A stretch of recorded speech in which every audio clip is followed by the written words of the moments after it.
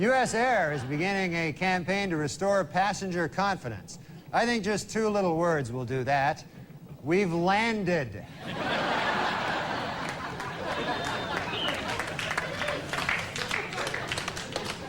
Airline travelers' complaints have risen 22% over the last year. The single most common complaint was, they lost my baggage, followed closely by, I didn't like being in that fiery plane crash.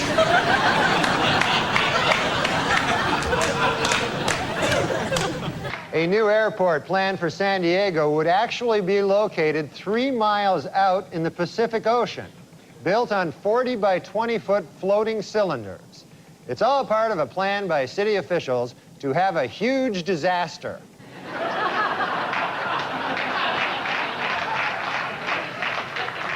As of next week, ValueJet Airlines says it will discontinue service to Mobile, Alabama. According to airline executives, this cost-cutting measure is expected to save the company over $200.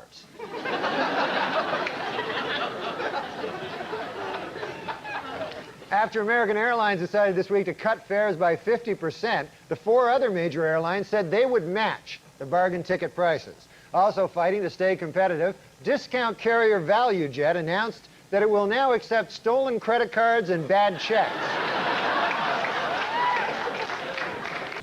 Blimpies has started supplying subs for Delta Airlines to serve in its flight, and in return, Delta is giving Blimpies barf bags to hand out in its restaurants.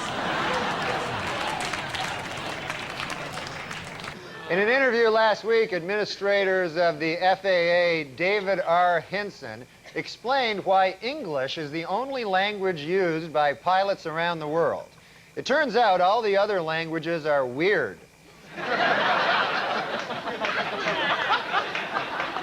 Can't even hardly understand most of them. In honor of this year's Academy Awards, Carnival Airlines is offering anyone named Oscar a free flight to or from Los Angeles.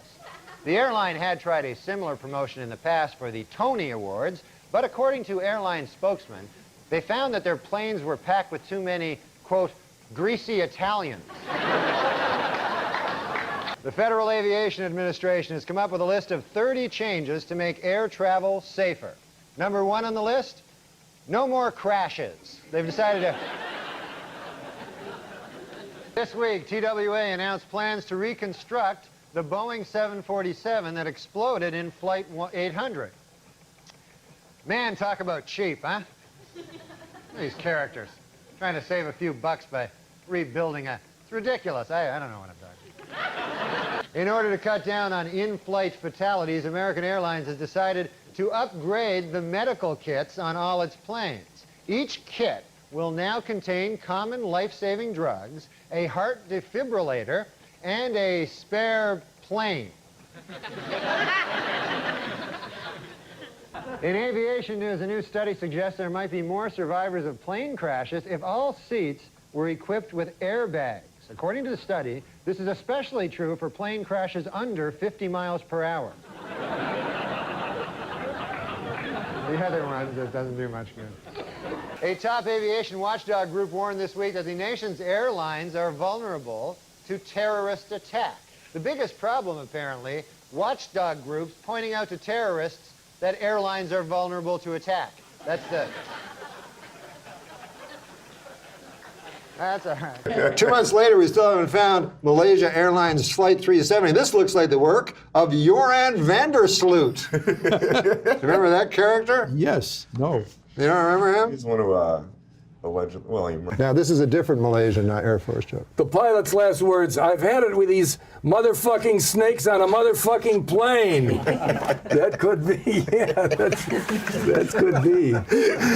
You're giving me these great jokes, okay. Malaysian Flight 370 is still missing. You know where they're going to find it? The last place they look. Now, is that the best one? Kind of or is this better? There's two Malaysians. We can't That's a joke, kind of joke. Why you define something? Why is it always the last place you look? Because you stop looking. A Joe Pine So that's joke? a joke. That's a comment. That's a very bright joke. It's not only a joke, it's a comment. The search continues in the Indian Ocean for the Malaysian Airlines Flight 370 as they listen and try to follow the pings. These guys sound like me always listening for pings. The pings are my Chinese neighbors. Jim and Ellen. You know, I'm old enough to remember back to simpler, more innocent times when the worst thing you'd hear about the news was hijacked jetliners flying into buildings. Oh, now, Gilbert, you're going to get into trouble again. It takes forever, not forever, but it takes years of training to get a pilot's license. But it only takes a couple of minutes to steal a pilot's jacket and hat.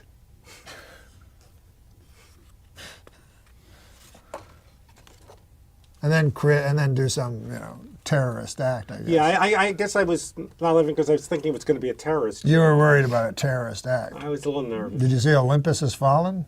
No. This week I learned, just because I masturbated to that picture of a guy falling to his death on 9/11 doesn't mean I have to share it. Hey, for the 9th consecutive year, Nick, JetBlue Airlines ranked first for satisfaction among all North American airlines. But you know what ranked least in satisfaction? 9/11 Airlines. What a terrible name for an airline. It reminds me of that tragedy. Oh, 9/11. You know, oh, don't laugh at 9/11 What? again. 9/11.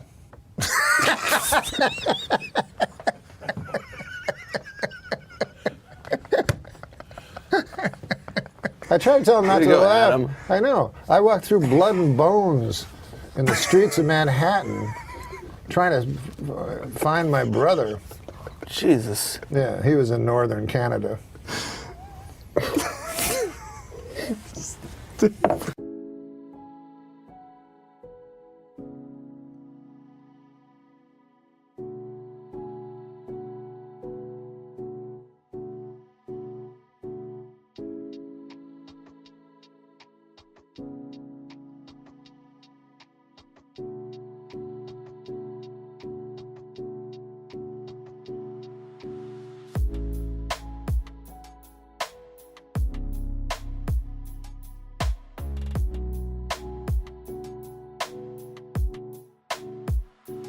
Does President Clinton have a bent penis?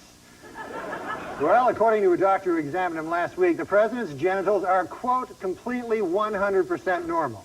It should be noted, however, that the doctor who examined him also has a bent penis. That may color his findings a little. As his last stop on the trip, the president met in Buenos Aires Thursday with Argentinian President Carlos Menem. During the meeting, Clinton asked Menem to continue with economic reform and protect democratic freedoms. Menem, in turn, asked Clinton to show him his bent penis.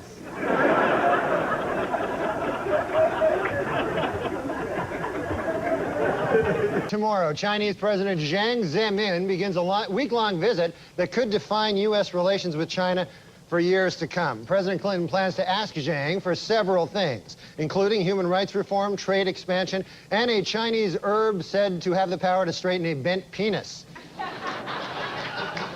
This week, an angry President Clinton demanded that Congress stop dragging its feet on something he has long championed, a medical Bill of Rights for U.S. citizens.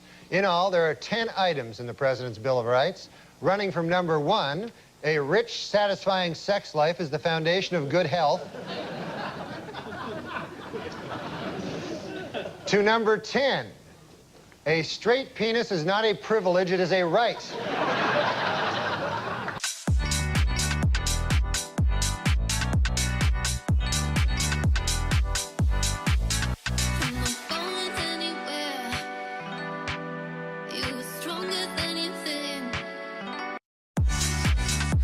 I have to know one thing before you go today. I know there are other questions, but you say that you there were distinguishing characteristics on the president's private parts.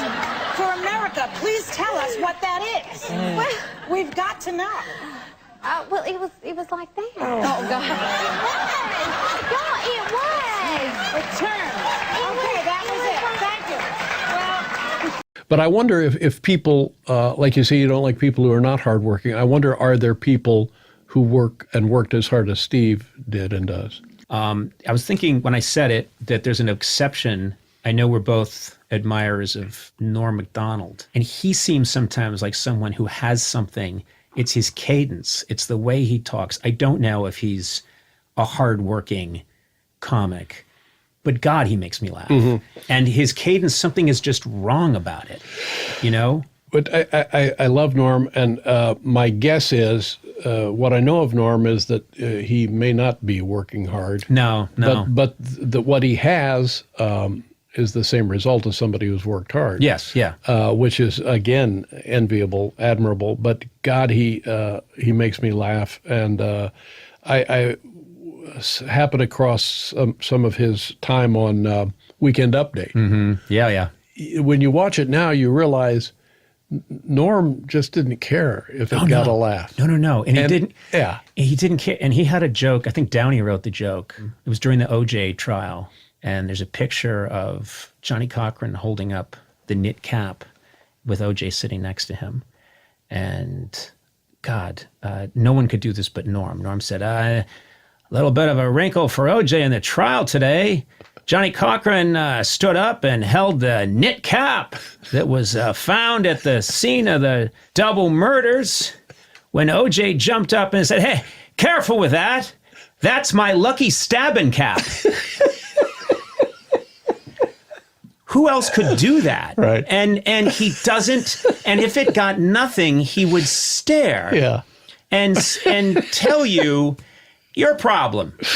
Yeah. I thought that was one of the best, dark, but fantastic. Right. And also no one could do it but him. No, that's what I was going to say. I would, if somebody had pitched that joke to me at the height of the OJ trial, I would have laughed and not done it. Would you have done that joke? No, I would not have done that. Yeah. I would have been queasy and, it's tragedy. And it was theater of some kind. Yeah. Theater of the absurd. But the delivery, the persona, and the material, it's perfect. Powerful. Yeah. Obviously a lot of entertaining celebrities, but Norm MacDonald used to come on our show in the early days. And those were, I thought, great television because we never knew it was happening and it was always teetering on the edge of, it was all about to blow up.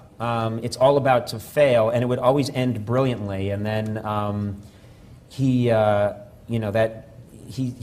stopped coming around, and it was just a period that passed. And I was always sad about that because I thought, we're a very celebrity-conscious age, and people always think that the best guests are the biggest celebrities. Sometimes, the best guests are these people that you have a weird connection with, and it's compelling television. People see and they talk to me about it later on. Like I'll be out in the world walking around and people will say, I saw that when you were with Harlan or when you were with Norm or with Will Arnett.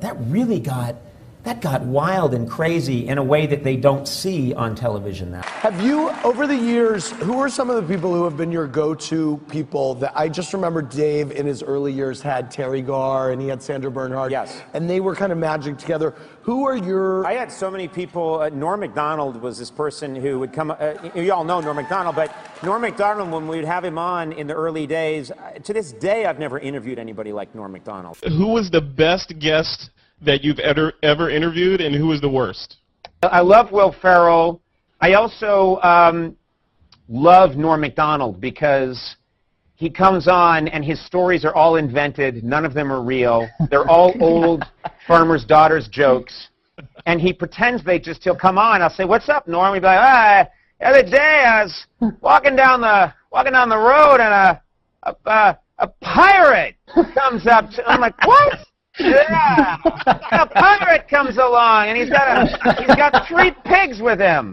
One of them is wearing a hat, one's got a pipe, and then it's just a complete waste of everybody's time that's absolutely delightful and hilarious. And so I love him. Your favorite guests are always like the Bill Burr, Norm MacDonald. Yes. This might go off the rails really fast type of guys. Yeah. Norm MacDonald, one of the great talk show guests of all time. He invented something that Norm MacDonald invented this amazing thing that I've never seen anybody do before or since.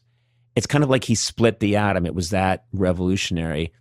Norm would come on and he would, instead of telling you a real story, like if I had you on the show and you're like, hey, Bill, tell me, well, and remember I was living in Chestnut Hill once, and you would tell a real story about what happened to you in your life. Norm tells old jokes as stories that happened to him. Yeah. So I'd be like, Norm, what are you up to? And I mean, really old jokes from like the 1920s. And he'd be like, well, Conan, I don't know if you're aware that I purchased a farm, Conan. I'd be like, really? You purchased a? Yeah. I purchased a farm. Of course, I have 3 daughters. And I'm like, you have 3 daughters? Yeah, I have 3 daughters on the farm. One very attractive, one not as attractive, and of course the third not, kind of. Well, she's ugly, Conan. She's ugly.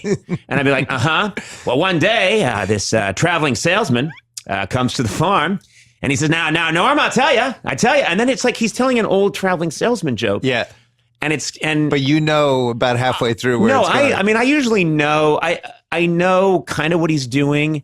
I'm laughing that he has the balls to do this. I'm laughing at the audacity. So I don't even care if this joke lands or not.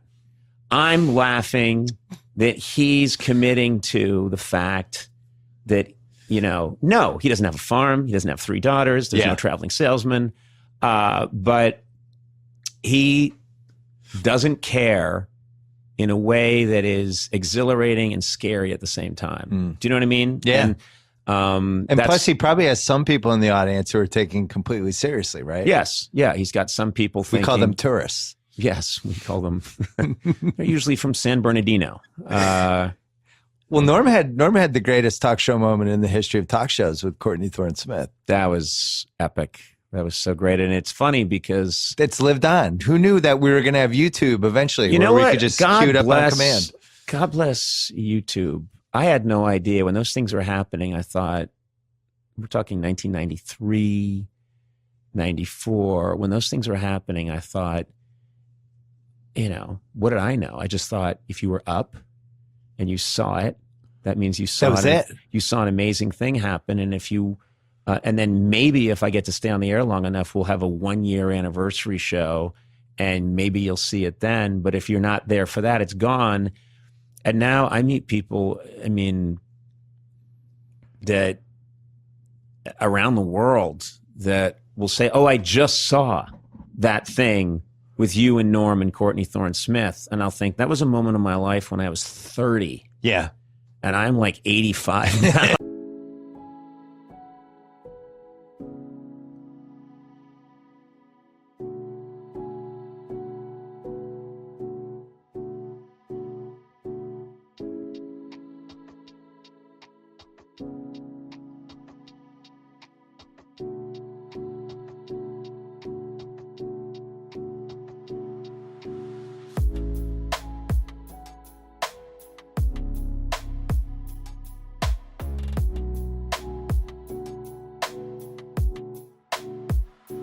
Jonathan Winters is a brilliant, improv guy, and he would dress up as this character, Marty Frickert, as an old lady, and he'd go, hello there.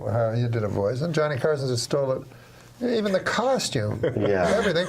And then, so this guy couldn't do it anymore. Oh, my God. You know what I mean? Because it'd be like if Jimmy Fallon took one of your bits. Yeah. You can't do it. You can't do it anymore, yeah. Robin Williams was notorious for it, right? Well, listen.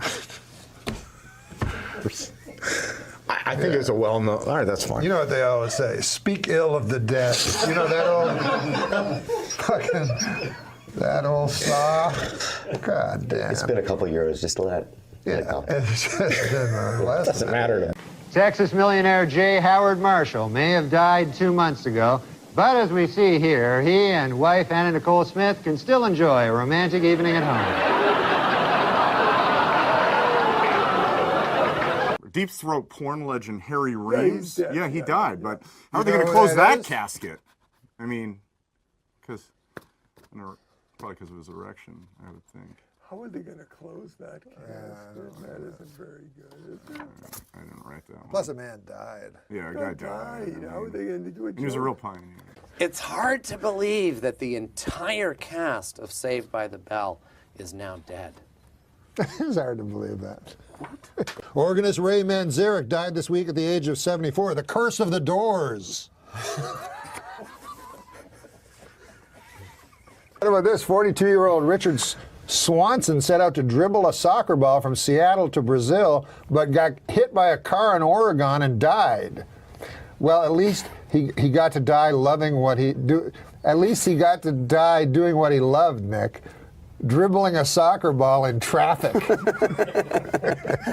No, that's not nice. The man behind the voice of Tony the Tiger. Sadly, the man behind the voice of Tony the Tiger died at 64. His last words, "I don't feel great." I gave it something. Yeah.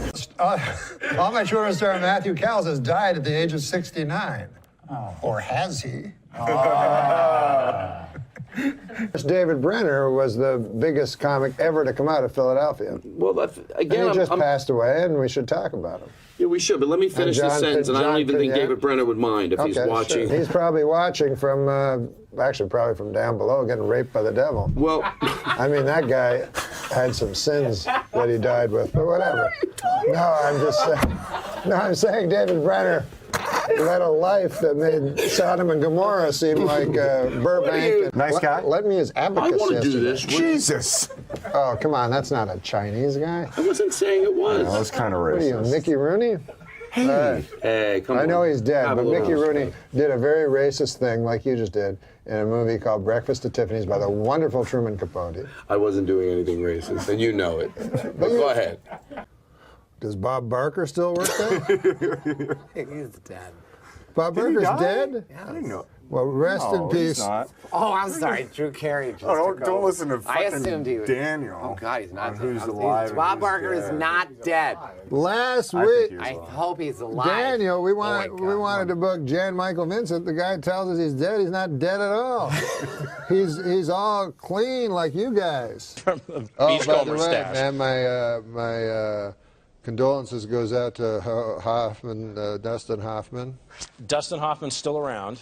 I thought he died of a heroin. No. Dustin's still with us. We're waiting for Rain Man 2. Didn't he die of a heroin overdose? Philip Seymour Hoffman. Who's that? A different actor. I think Rain it's his Man? Son. No relation. Believe it or not. None? No relation. Who's Relic? Well, good luck to you, Dustin. Mangraves are the perfect gift for Dad this Father's Day. Your dad's alive? No. Fuck. God damn it. I'm sorry about your dad. That's fine. Is your father still alive? No. God damn, Thanks that's a lot. 2 out of 3. He's dead too? Yeah. Oh, well. I like it. Well, this Father's Day, your father's dead. But you have children. You are a father. Yes, and I'm not dead. Oh, this is about your aunt. My aunt? Is she fucking dead? Yes. You don't have a living aunt? Maybe. My father was brutally murdered last week, and it's only now I can look back and laugh. And then these people would fucking answer. They go like, "I'm so sorry," like its closure takes a while. And so I had to go, no, it was a joke. That's cool. How does anyone read that and not, especially from you, and not think it's a goddamn joke? I wanted to talk about the crocodile hunter. Did you? Because I think you're gonna make him sad. Because I think it was tragic at the time, but I think I don't know. People calling me, man, they're shocked. Oh, hey, you wouldn't believe it. Who got killed? The crocodile hunter. Please don't make me laugh at this. They were like, he was 44 years old. I'm like, that's a ripe old age for a crocodile hunter. That's not. And you know who had to be pissed about it were the crocodiles, because he got killed by some fruity fish. And so you know the crocodiles were like, "Hey man, that crocodile hunter got killed. Who did it, Frank?" Nah, you don't even want to know, man. Please don't do this anymore. No, Bill, man, you had a chance once. The guy go, "Man, I had a chance. I had that mother. He was Tommy with a stick. I could have eaten him and his kid."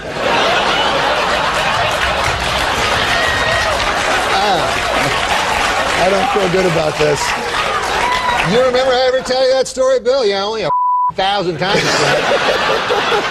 I'm so lazy that I feel like guilty sometimes that other people, have Like, put it to me this way, man. If I got, like, in an accident and was paralyzed from the neck down, it wouldn't really affect my lifestyle.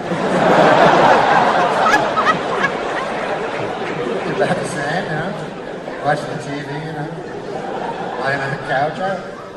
That's why I feel, man, I feel so sad when some guy, like, that's active, like that Christopher Reeves guy, he's, like, active, man, and riding horses, and he's Superman. You know? And, you don't get much more active than that. And so for that guy, it's a tragedy, you know? For me, it's a tragedy that I don't get hit by a truck.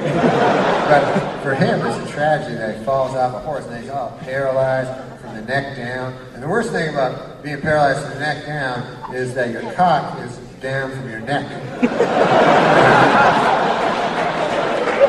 That's the bad part about that. Because if they just told you, yeah, your calf is paralyzed. Yeah. All right, fair enough. If they said, hey, bad news, you're paralyzed from just below the cock down. You're like, oh man, that's too bad. I was going to use those toes and shit.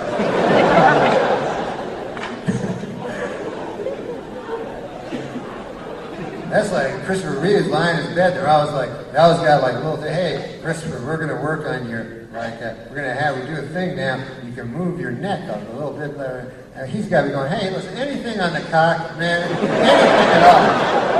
If you guys can focus the next couple of years just on the cock, exclusively on the cock, you know? I can get used to sitting down, you know?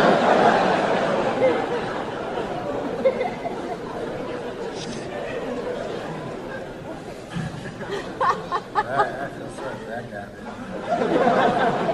Remember when he was a director for a while? Wasn't that odd? He was in that fucking thing, but he was a director? Isn't that crazy? I don't know what the hell that was. He was directing a movie, but from a crazy... How can you do that? I don't even know how you can do that. What if he was one of those real bastard directors, you know? So you call that acting, you fucking motherfucker? What the fuck was that? Ridiculous. He's like, hey, I got something I want to do in the next scene there, Jimmy. How about we kill a fucking horse?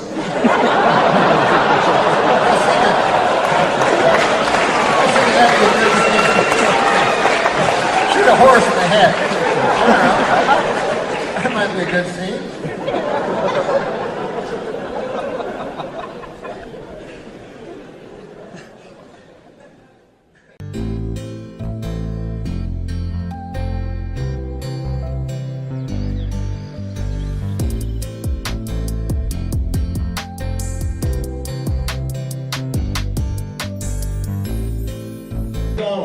Rest in peace, Amy Winehouse. We lost a true heroin addict today.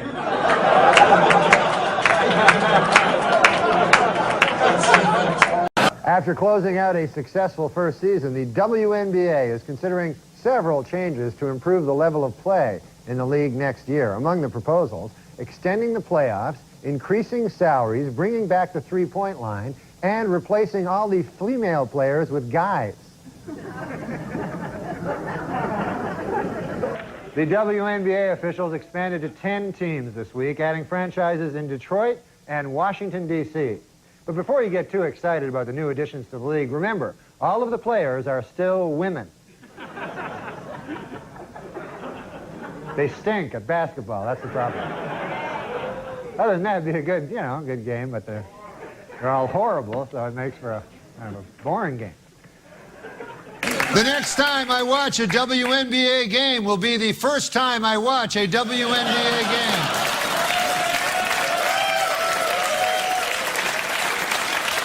Hey, WNBA, I got an idea that'll sell some tickets. Shirts and skins. Okay, WNBA high scoring, and enter.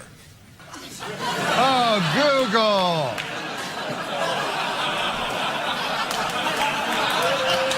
Did you mean NBA high scoring? That's terrible. Oh, come on now. All right, let's try a different one. WNBA triple double. And enter. Oh, go Google! Look what Google said. Did you mean NBA triple-double? Google, that is sexist. I can't believe this. Okay, last try, Google. Let's make it easier. WNBA double-double. Enter. Google! Oh, Google. Last week, we searched a few terms like WNBA high scoring. And Google asked, did you mean NBA high scoring? Oh, Google. Hey, but get this. The next day, Google fixed it. They removed all their sexist NBA suggestions. So well done, Google.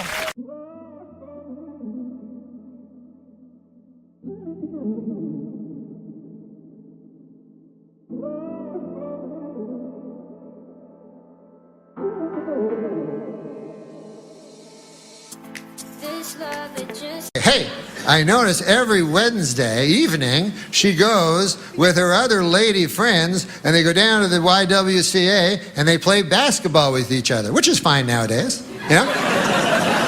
So then she would eventually come out of the YWCA, you know, all sweaty with her, you know, her ridiculous three-colored ball and everything there, you know? And then, if you could boil your Wikipedia entry down to a one-sentence bio, what would it be?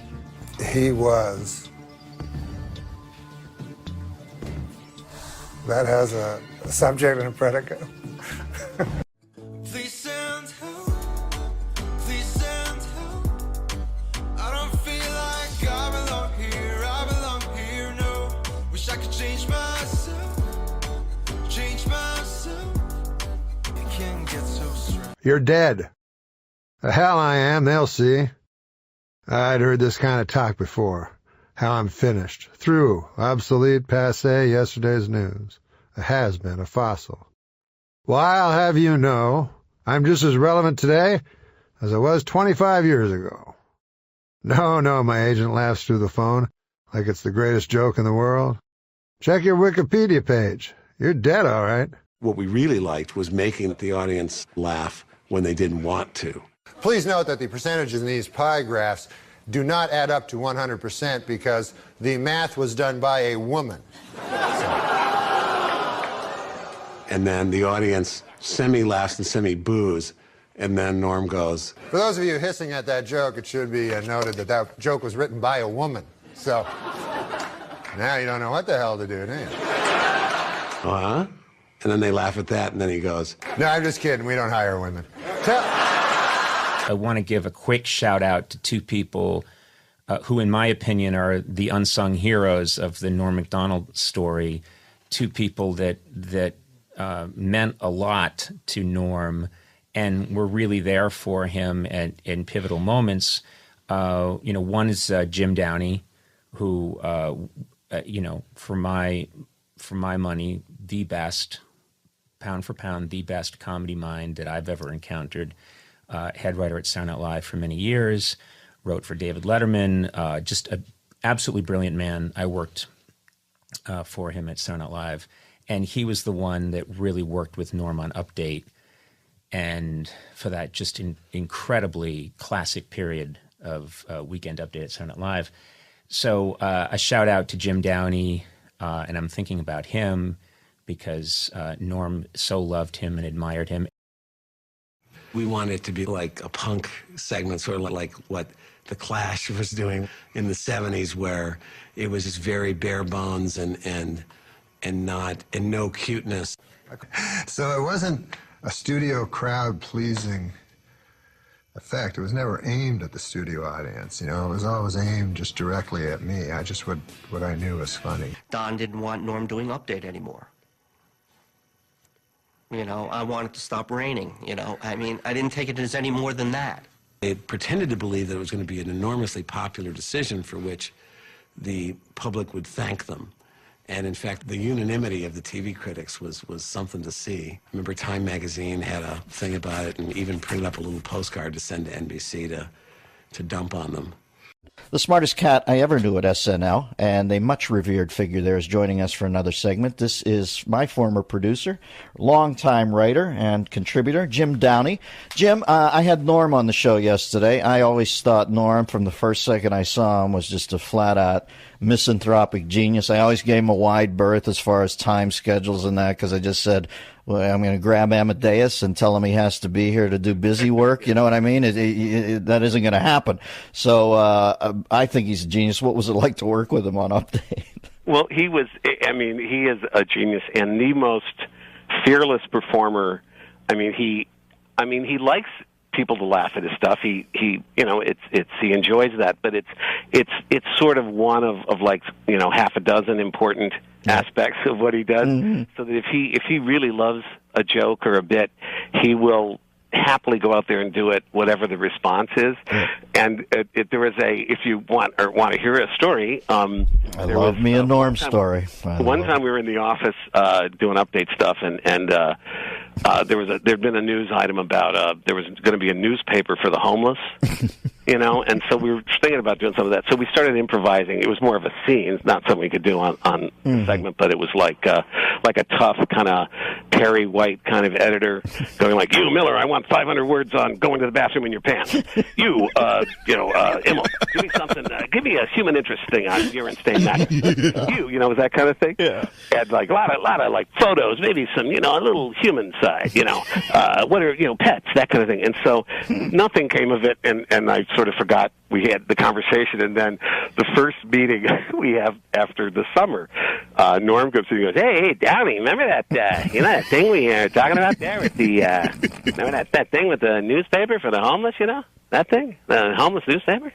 And I go, yeah. He goes, yeah, well, I was out in L.A. and I was asked to do this benefit, for the coalition to feed the homeless or something, And, and I'm going, no. And he goes, yeah, I did that bit, They hated it. Hated it. All right, you tell me now. That's the Andy Kaufman part of the joke, or is he actually surprised that they hated it? That's what I can't quite figure with Look. I know. Jimmy calls in here periodically and says that he has bought a puppet and he wants to work material out on the show. And I'll say, well, tell me about the puppet. And it's an old man puppet who's a Holocaust denier. And it's obviously just Norm sitting at home talking as Norm. He makes no pretension to a puppet voice. I know. And I think he's Andy. I don't know. I view a lot of Andy Kaufman in there. It's just well, he also would like to, one of the things that he would really enjoy just getting into a character, and then you could not get him out of it. Like he liked doing old man stuff, yes, like being an old geezer and complaining about aches and pains and stuff like that. And then you go, okay, Norm, now seriously, now we actually have to talk about it. He'd start doing stuff about rheumatism and things like that, and you just had to plead with him to just stop. But he was on his own kind of set of rhythms. The speed with which he would take his sport coat off at the end of his Letterman impression always I would watch the thing just to watch, because Letterman's so ill at ease with show business, always makes this conscious show of getting rid of the sport coat at the end of the show. And when Norm picked up on that and did that as impression, God, I fell out. Hey, I have to ask you about it, the real Andy Kaufman real quickly. What were you hip to him before he comes in, or what's well, that? Well, I had not. He had been on a couple of times the first season, and I had missed most of the first season, so I didn't really get to meet him until year 2. But he, there was one time I was flying back from visiting my family in the Midwest, and I arrive at Newark airport, at like midnight because the flight was delayed, and I don't know why, but in those days I guess it was too cheap or something, but I decided to take the bus into the Port Authority, and I get on the bus, and there's a solitary figure in the back in a brown hoodie, and it was Andy Kaufman. So we went back to that was where we sort of bonded on that bus trip from Newark Airport. So he used to come by the office and ask if anyone wanted to go see Kung Fu movies in Times Square. That was when Times Square had virtually nothing but Kung Fu movies. Right. And so I went a couple times with Mr. Kaufman, and he was like just a fascinating person to be around. He quite, he loved those movies and could discuss them like a completely normal person. But when he wanted to get into his thing, he was as unshakable as Norm, you know. Yeah, folks, I know that SNL over the last 35 years has become the cultural place where young people hang their hat. And if it does you any good in a world where people seem to get misappropriated power or misappropriated wealth, to know that the finest man I ever met there was right at the center of it for over 3 decades should do all our hearts well. Jimbo, I love you. Love you right back. All right, we'll talk at you down the road. That is the great Jim.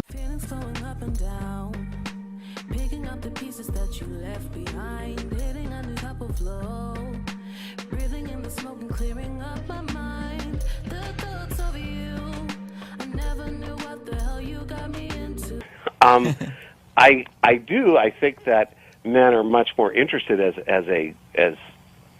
generally speaking, in comedy, and it's the norm is more guys trying to make girls laugh than the reverse, right? So I mean, I think that's why men tend to predominate in comedy, but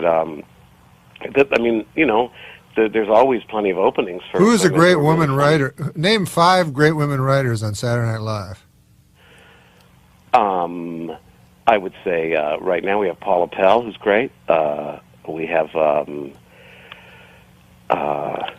Hey, you want to take a call from Joel? Wait a minute, in Kansas you're telling City? me. No, I don't want to embarrass you. You're having trouble getting past 1. I'm not. Norm, you cut me off when I was naming my favorite women writers. I didn't get to say Emily Spivey, who's there right now, who's a genius. You're just naming people that are Pam on this. Norris. Huh? No, Pam Norris was a writer like 20 years ago. Okay, keep going. That's 3. Okay, go. Rosie Schuster. Yeah. I'm just That's 4. Tina Fey is a great writer, but I think of her now as a performer. But she's a very good writer. Well, that's 5. That's you did 5. it, Jim. You did it. You did it. Oh, I could go on and on. Okay, go ahead. All right, let's do 10 then. Let's because then I'm just going to piss off people I don't name. All right, Jim. We'll take a break and we'll let you collect your thoughts. Who is the funniest guy ever on Saturday Night Live? Man, I prefer to say that there's like a group of like 10 people who it's hard to find because it's. Is it Paula Pell or? Well, she's not a performer on the show, but no, but I mean just in the room. No. You mean the fun? Well, I always thought that Norm, you were one of the funniest people I've ever met in my life. Certainly, No, I can't think of. Bill Murray? Someone like David Spade is hilarious. He's unbelievably funny, but I meant, yeah, he's probably the funniest guy in real life. But I'm saying as a sketch performer. As a sketch performer, I mean, the list would, and I don't know how to pick from among it, but it would have to include Aykroyd, Bill Murray, Eddie Murphy, Dana Carvey, Will Ferrell. I think so you didn't like Belushi then?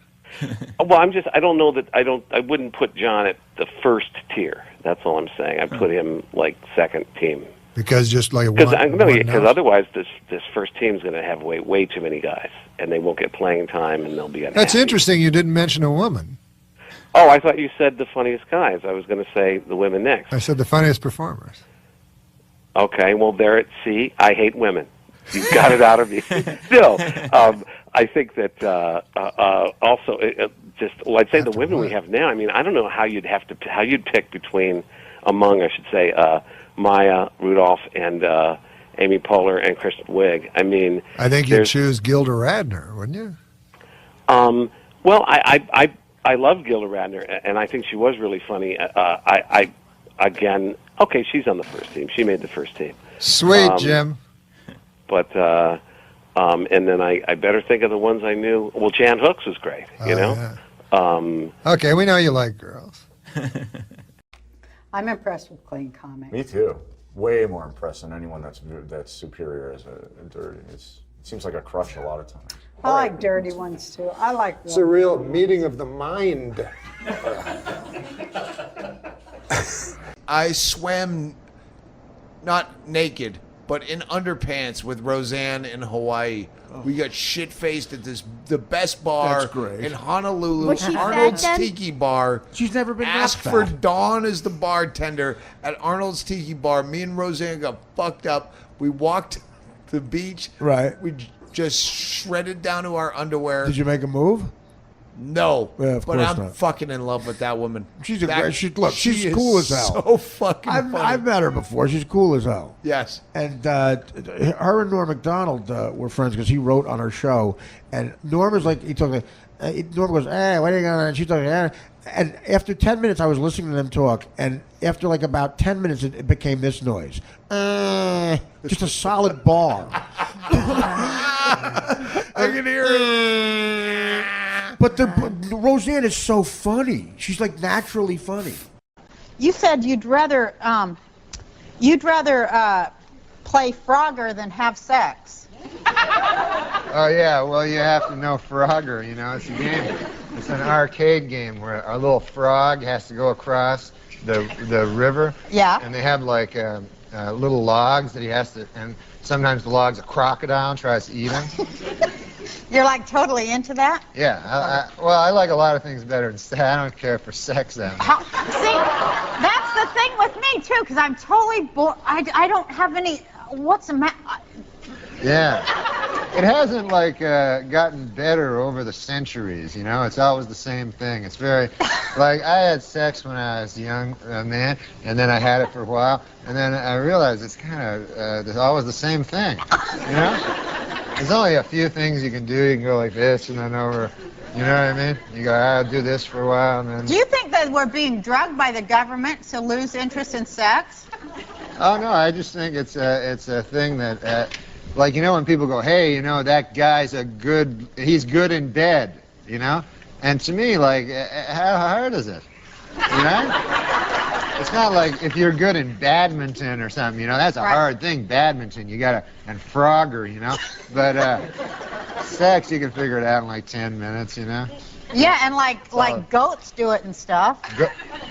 You know, like goats and pigs and stuff all do it, so Right. how special can it be? Exactly. Show me a goat that can get past the third level of Frogger. That's right, Norm!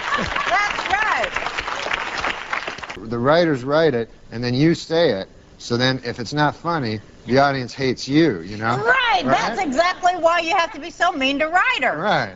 Like They go like this. the audience is going to watch the Roseanne show and go, oh, that dirty Bruce Rasmussen, he's not funny at all. Right? They don't get that. Yeah. The writers don't get that. It's your ass out there. They go like, no, it is funny. I'd be like, I don't think it's funny. Yeah. Well, I wrote it and I say it's funny. Well, then you go out there and say it. They want they kind of want a robot that'll just say anything. Yeah, but they're good people, the writers, you know. I have to go back and talk to them after the show. Yeah, remember when I used to make y'all wear numbers? Yeah. Yeah, Roseanne made us all wear numbers on our shirts so she wouldn't have to speak to us as human beings.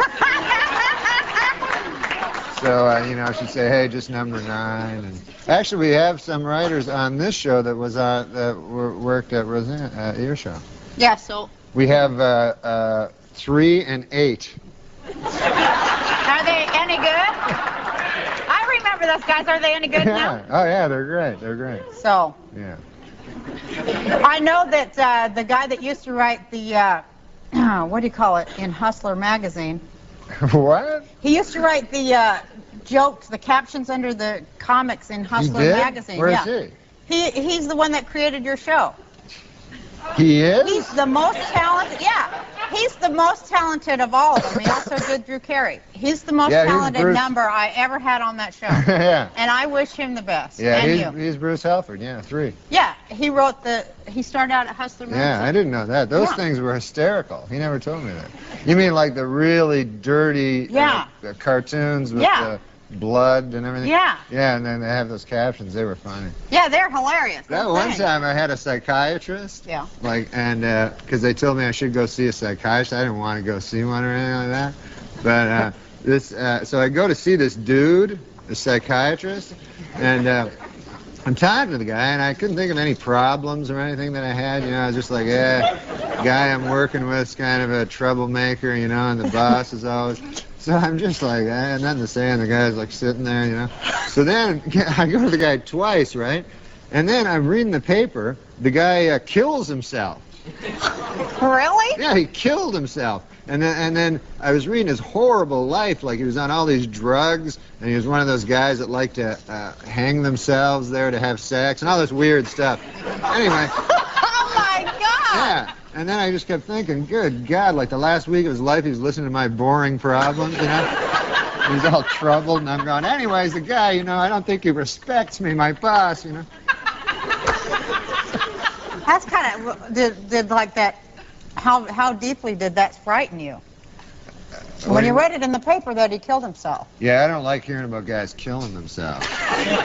That's really scary, isn't it? Yeah. Especially a psychiatrist, you figure they got it all going on in their head, right? Yeah. And then, like, when you find out they're crazier than you. Yeah. I don't like that. Because I don't like those psychiatrists, too. I'm always afraid, like, that, you know, they get you under their spell there. Yeah, and then, they do. And then you don't have anybody else. You only trust the guy. Yeah. And then, of course, first thing he does has sex with you. That's right. Right? Yeah, the first, it's like a cult. It's a horrifying cult, I think. Same with hypnotists. Like, I always think if a hypnotist is going to hypnotize you, Yeah. he should say right before, I promise I will not have sex with you, you know, while you're Right. under, because, you know, I want to give up smoking, but at the same time. I brought some pizza. Oh, boy. Oh, I love this pizza. Yeah, it's pizza. Dairy pizza. Oh, my God, look it. It's kosher pizza, It's so good, too. because you're Jewish. That's right. I just want to be able to eat pepperoni that's made out of veal or something. I know. love that. You'll go to hell. What, if I eat pepperoni with pork? Yeah, because you're Jewish. Will that make me go to hell? Yeah, isn't that the whole idea? Go to hell? You know, I'm Christian. I can eat any kind of pizza and not go to hell.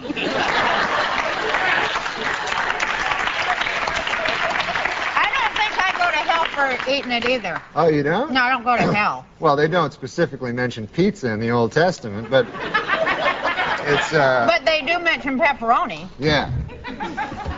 This pizza But here... it doesn't say you'll go to hell. It just says, you never know where, You might want to avoid this piece. Actually has hooves on it. You want to eat that.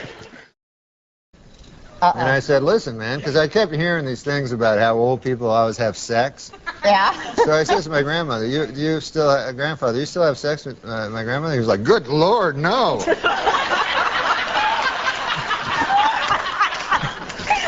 And then he was explaining it to me. He was like, because in his own head, he thinks he's like a young dude. Yeah. You know? And so he says, like, when you get old, it's not like all of a sudden your taste change where you go, hey, that wrinkly old lady looks good. He told you that? Yeah. Wow. He said that people still look good when they're in their 20s to, like, real old guys? Yeah. Because he said whenever he looked in the mirror, he was always shocked because he thought he was like a doughboy back in the First World War. You know? He thought he was a handsome dude. And even if he did know he was ugly, he still was not attracted to the old bags. J.K. Rowling is a Christian, and J.K. Rowling famously said that if you're familiar with the scriptures, you could easily guess the ending of her book. Huh? Here's some Xanax. Really? How many should I take? Well, they get you very One? sleepy. I better take only a half. Oh, right now, just take a half. Okay. I don't know why. We'll be back with Roseanne after the Xanax kicks in. Questions from the Twitterverse, which I'm now realizing all suck. Twitter kind of sucks anymore. Yeah. The Tell them your most famous joke that people say you're too masculine. Oh, that one. Well, that was my killer joke. Yeah. That's my ender, closer. People say, you're not very feminine. I say, suck my dick. That's my closer. Can't you be meaner? Did to they these tell you not to people? be as mean? No, they tell you to be meaner. Well, early though, you told that guy to fuck off and stuff. Well, and he then- was a fucking dick, and he needed to be told. He's like, he kept on like getting in my face, like as if, you know. No respect. No, but I'm so used to that working around Hollywood people. But this one was like, you're not gonna come on my show and pull that shit. Yeah. Motherfucker. So anyway. Hey, you want to do some jokes, On the Rosanna? baseball. I have jokes. Okay. Well, I think we have to take a No, we're not going to take a before- break. Oh, okay. Fuck the break. No, we're going to just do jokes. Sounds good. And who better than Roseanne? Well, I can't think of anyone. I can't remember. A study has found that men are just as likely as women to spread gossip. At least that's what I heard Rick tell Brad, who, by the way, has a crush on Patty. Oh, does she? Hey, what about this? Kim and Kanye celebrated their baby Northwest's his name's Northwest, his 1-year birthday by throwing a big party. What's that? It's a her. Oh, it's a girl. Yeah, Northwest, of course. I should have known by the name. North, yeah. Anyway, she had her 1-year birthday, and they threw a big party with jugglers, a bouncy house, and a Ferris wheel. The bad news is that Northwest is a baby, so it doesn't know what the fuck is going on. Here's one. It's about your friend. Hey, you're not going to believe this, but Bill Maher is giving away the solution to all our problems for free. He is, isn't he? Yeah. Remember he had the jokes about Ewell Gibbons? You know, he'd always Oh, yeah. he'd always Eating pick one guy. cardboard. Yeah, eating cardboard. And I didn't even know who he was when I was a kid, but I just laughed. I still don't know. Who's Ewell Gibbons? He was I think he did Grape Nut Cereals commercial. I love now I have to explain to this fucking guy. It was like about roughage. Yeah. And, organic roughage. Got kind it. of guy. So I didn't even know Grape Nuts had a. That's I didn't know they had a commercial. Shut up. Shut up. For 1 fucking minute, trying to talk to a legend of comedy, you're talking I'm about. sorry. Thank you very much for being. That was fun. Can I kiss you? Of course. Oh, Oh. sweet. Oh. Sweet. I'm glad I had a cert. Everybody asked me on this show, when are you going to get a woman? I said, I'm not going to get a woman before I get Roseanne. I'll fucking tell you that.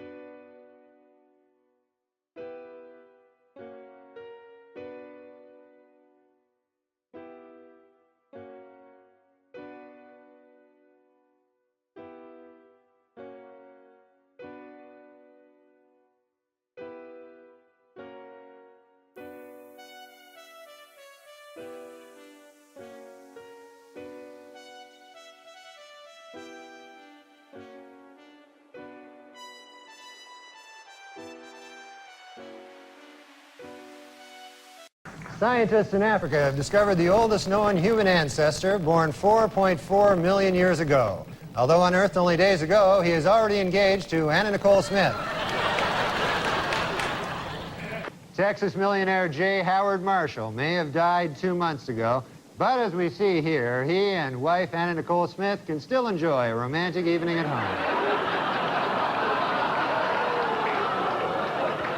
Former Playboy centerfold and Guess jeans model Anna Nicole Smith collapsed this week after she suddenly realized that she actually had sex with this guy.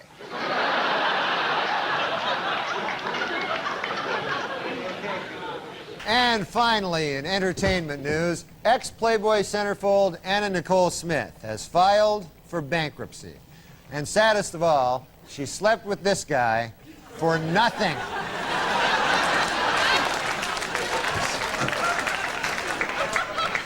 I forgot. I found something about that sort of topical because it was just Halloween and my pumpkin is sitting out on the stoop. Yes. A week after Halloween, Uh-huh. It's So all it's still shriveled and applicable. wrinkled. And today, Anna Nicole Smith dated it. So. But Anna Nicole Smith, she's a great gal. Yes. But she does like the older fellas. Uh-huh. And, Anna, Where there's a will, there's a wake. I don't know. This seems now that one seems tasteless. Who do you think is attractive? I like Anna Nicole Smith. Oh, come on. You don't like her? Come on. You don't like Anna Nicole Smith? Come on, she's gotten heavy. He's putting me on. No, I'm not. I I saw a picture of her recently where she was really, really fat, where she didn't look good. Right, but you're talking about years ago when she was thin. Oh, okay. Not that long ago. Yeah, a couple of years ago. So you like big breasts?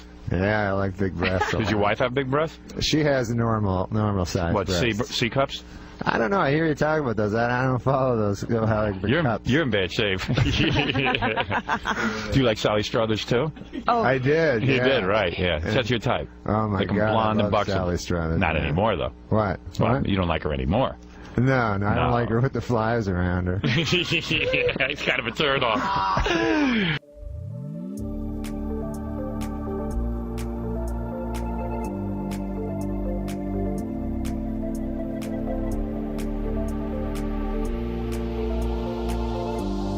Where you've never had an acid flashback? No, I've never had it. No, I never took acid. That was just a joke. I never took LSD. Took it one time. What happened?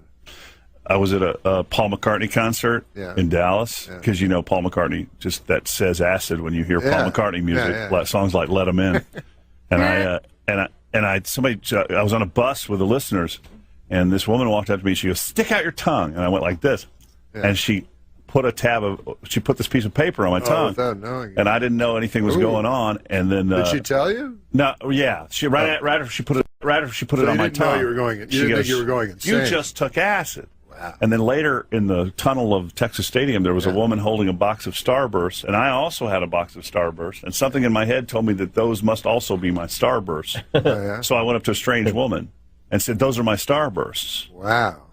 Like a crazy person. And then it lasted till like 5 o'clock in the morning, Yeah, it and lasted wallpaper was running down, and I had to call my No, I'll girlfriend. be honest with you. I did it one time. Well, why'd you lie? Well, because I don't want people think I did LSD, but I did it one time, and so I laid down on my bed. I was just a young boy, and I looked up, and there was a hanging plant for some reason in my room. No, there wasn't. And in the plant came the face of Jesus. You know, the countenance of our Lord and Savior, Jesus, the pale Nazarene, suddenly showed up in my hanging plant. So I was like, oh man, I was like, well, I'm on LSD. This must be like just a crazy trick of my eye, an optical, thing. And then I thought, wait a minute, what if it's just a coincidence that I'm on LSD and Jesus is showing up? That would be bad luck for me. You know what I mean? I get absolute proof he exists, and then I ignore it, thinking it was the acid effects of the acid. So then I'm in a quandary. I'm stuck in a quandary. I don't know if you guys have ever been stuck in a quandary. But Not while I'm on acid. So, anyways, my quandary was it fixed itself because suddenly the face of Jesus morphed into the face of Trapper John M.D. You know that guy? Yeah. Oh, yeah. So then I was like, oh, that's cool. Which one, though? The one Pernell from Roberts. MASH? Yeah, Or, Pernell okay. Roberts. The after. And you must have seen it this morning. I don't think you've ever seen MASH where they go, hey, Trapper John M.D. That's true. That's true. You're right. That's that must have freaked you out when our sports guy came in because he's got that white bearded Oh, yeah, look. he looks like Yeah. Trapper John M.D. There I was don't your like- flashback. It's too weird when they have the character changes, like it's Wayne Rogers and it's another guy, and you're like, what? He looks different. Like I remember one time as a little kid on Bewitched, suddenly Darren looked all different, because it was a different actor. That's right. But I was just a little kid. But they were so I both was named like, Dick. So I was like, yeah. York and Sargent. So I was like Dick York and Dick Sargent. But as a child, you see, I didn't know anything about Dick York or Dick Sargent or What'd Elizabeth you think? Montgomery. I thought of Darren Stevens and his Uh-huh. wife, Elizabeth Stevens or whatever her name was. Sam Stevens. Samantha Stevens. Yes. So anyways, when I didn't know Dick York or Dick Sargent, all I knew was Darren Stevens. So when he suddenly changed appearance drastically, Yeah. I thought, what's that Endora up to this time? Oh, boy. She was in Citizen Kane? Yes, she was. Yeah, she was in Citizen Kane. She always played, Endora. What about when you Mrs. get Krabs. cast? It's tough when you get cast as an old bag. Yeah. And like when you're reading the script, or it even says old bag shows up. You're like, what's this mine? But like they had this show Jake and the Fat Man. So who was William Conrad? William who was, Conrad. You know, he was Great actor. canon. Bill Conrad. Yeah, Bill Conrad. Beautiful man, I hear. Great actor. But he was canon. He was a big star, big Quinn Martin star. Quinn Martin. And so he, he was not a man to be trifled with. So if you're writing a script for somebody to be with, and you go, I would like to, maybe a William Conrad vehicle might propel me. Yeah, you might not want to write. You might not want to title it "Jake and the Fat Man," and then send it to William Conrad because William Conrad's like, "What the? I'm pretty sure I'm not Jake." And if I'm Jake, I don't want to be on the show at all because then it's really gross. But I love the way your mind Norm works. MacDonald tonight at Cap City and tomorrow night. And all these observations and more. 467-2333. Thanks for being here, dude. Thanks a lot. Listen, God bless in the name of the Pale Nazarene. What? And hey, what about this, man? You know how you're. It's like the Energizer Bunny. I love that. This lady told me this thing. If you're a Christian, you're kind of reviled nowadays in today's society. You know what I mean? Mm-hmm. You're looked on as a joke, kind of. Bill Maher makes fun of you. But let's say you're a lady and you believe in astrology, right? Then suddenly everything's fine. Nobody thinks you're an idiot. Paradise with your body, I don't wanna share. We're making dynamite, explosive love intentions building in the air.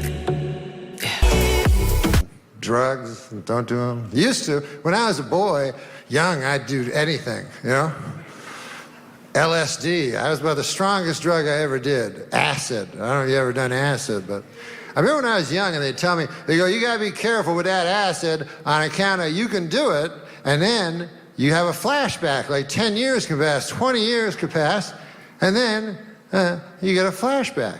So I thought, well, that sounds like a good deal, And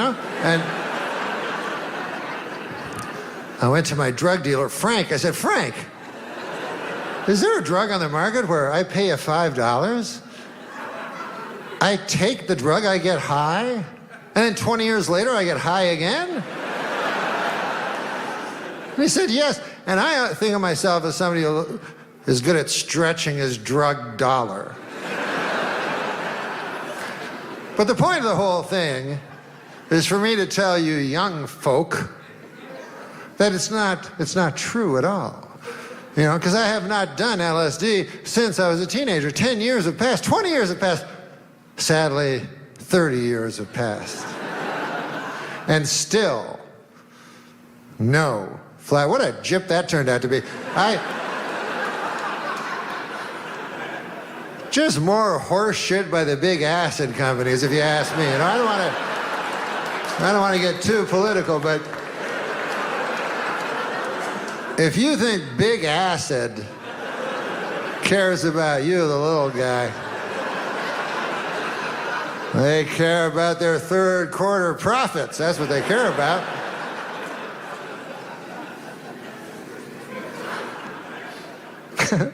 Hello, you are on Mutiny Radio. Hi. Did you just cough into the phone? What? Did you just cough? You're clearing your throat? Can I use what? Did you just clear your throat? Oh, yeah, I did. I'm sorry. Oh. But my phone might suck, too. I'm on, like, a cell phone. Oh, are you? Well, you have bad service? Are you with AT&T? I don't know what it is. No? No, I just signed up for the phone. Yeah, you shouldn't really, you don't want to promote them. Who knows, right? They could use you. BlackBerry. Does it sound like we can do this? Yeah, can you hear me all right? I can hear you fine. I don't know what I sound like. You sound a little sick, actually. I am sick. How'd you know? Oh, you're a little nasally there. Well, I mean, I've heard your voice before, but... No, I got my eyes are crazy itchy, and I'm like phlegmy, and sorry about making a gross noise. I thought you were just like, a little ha ha ha. I was like, wow, that's so nice. No, it sucks. Yeah, well, that's really gross. Are you sick or is it allergies? I hope it's allergies, because I got to go on the road for a long time, so I don't have to have a cold. Yeah. I haven't had a cold in a long time, so I don't think so. Did it just start? You know what? Last week, like my eyes were itchy, but I thought it was chlorine because I was swimming all the time. Oh, nice. And then it could be a more. It could be what? I feel like I'm whining to you about my.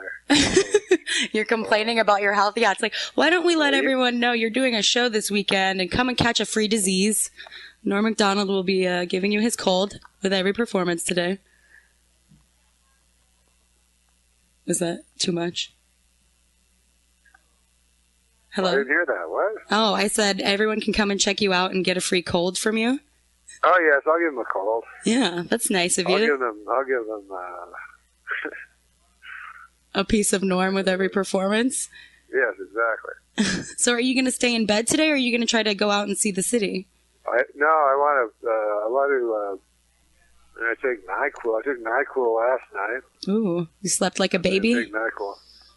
Yeah, because I don't drink, so like NyQuil's like really powerful on me. Like, oh, I feel like all woozy, and then I wake up all like weird. You know? Like what happened to you? Yeah, that's exciting. I'm not like a huge. I don't have a high tolerance for anything. Oh, or do you straight edge? Is that the term kids use, right? Straight edge. No, I don't know what that means. What horrible thing is that? It means that you don't do any drugs or you don't drink or anything. You're sober. Straight edge? Oh, that's cool. Is that a term of derision, though, or do people admire them? They like it. I mean, the straight edge kids like it, but I think the party kids kind of tease them for it. But is it the idea that straight edge is the new cool, or I think the Dare people probably want it to be the new cool, but I think it just is like the D&D crowd are probably the ones that get the most credit for it. Well, nerdy people are cool now. Isn't that? It is, yeah, all the geek stuff. Would you consider yourself a nerd? No, I think they should, because nerds are getting all the women now. You know what I mean? They should have like a revenge of the jocks. Jocks can't get any ladies because that would almost be entertaining.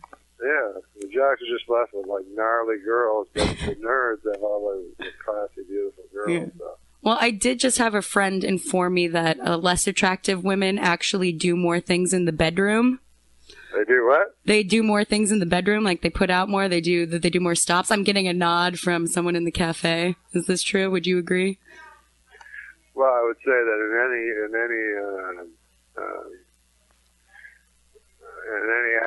any human act, you're going to do as much as you need to do. But they're saying it's like an evolutionary thing. Like the less attractive women need to try to keep their men, so they're putting out more stops or something. Well, yeah, it's not evolutionary. It's the same as now. You have to look at evolutionary. You're like, I'm so awful looking. I'd better be the best person in bed that I possibly can. They're highly incentivized. Mm-hmm. Maybe them and the jocks can get together. They seem like two future unrepresented or unloved groups. Whereas beautiful women, they go, that's enough that I show up and you can lie down on top of me. That's what I've heard, yeah. It's just the dead fish syndrome. But I think that works with guys, too. I think really attractive men don't really have to work for it, so they can just do what they want. What do you think? I guess that's true. Do you work for it, Norm, or you just normally don't care? You're attractive? Me, I find sex kind of a boring, repetitive kind of thing. I liked it in my youth when I was a boy. I'm about 47. Oh, I see. So you're over it now. That's all right, You're no Hugh Hefner? You're not I out used to think, like, to me, it's funny, like, people go, man, that guy's the coolest. I think he looks like an idiot. Like, I wouldn't want to be a 100-year-old man walking around with 7 young, beautiful girls. I feel like an idiot, like they're playing me for a sap. Yeah. Exactly. Like, how can you not see them? They're so creepy. It's just like the age difference. It's not weird when she's 7, or it's weird when she's 7 and you're, 30, but when you're 70 and she's 20, it's okay. Yeah, that's a good point. Never thought of that. Yeah, you're right.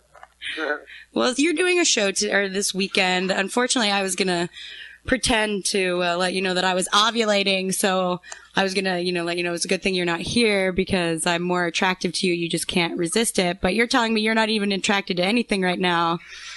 So No, what? that's a bummer on my part. I'm ovulating. Women a week before their period, they ovulate, so they give out more hormones. Our breasts get a little bit larger. Oh, yeah. And men, unintentionally, you get more attracted to us. You can't really fight it. So I was just going to be like, you can't resist me right now. I'm ovulating. Get a whiff of what I'm, giving you. But you're telling me you don't even care. Well, one thing I'm telling you is I hate knowing all that stuff. Like, about women's things and stuff. I go, can't that be mysterious? Never, tell me. There's still things I don't know. Like, people bring it up. You go, no, don't you understand? And every month I'm like, no, it's cool, whatever. But you just don't want to know. Because, I have a vague understanding, sort of, but, the less I know, the more I enjoy it. I see. So I understand you're... Not thinking of it as in a biological way. Helps me. You would just prefer... I'm sorry, you just got joined. We have our other co-host. Meat Hook. Norm, we hung out last night. You're a badass. Oh, yeah, Did you hang out with him last night? Yeah, he was awesome. Let's talk about the show last night. It was awesome. The show was fun, man. Dude, it was rad. And you on started... Thursdays, I do a lot of stuff. I just talk a lot and see what comes up. It was awesome. He just he was fucking with the people's heads at the end, and he just went on for an extra hour or so. Are you serious? Yeah, it was pretty amazing. We did a couple hours last night. I'm wandering around while I'm talking to you guys. Are you? Are you lost? Are you deranged? No, I'm lost. I'm not going to lie to you. Tell us where you are. We'll locate you. We'll find you. I don't know. Larkin and... Larkin? Just stay away from Market. You don't want to run into the homeless people. Stay away from Larkin? Fuck. How'd I do this? Go towards the water. On my cell phone. The homeless people don't like to bathe, so as long as you stay near the water, you'll be fine. Water? Yeah. They fear cleanliness.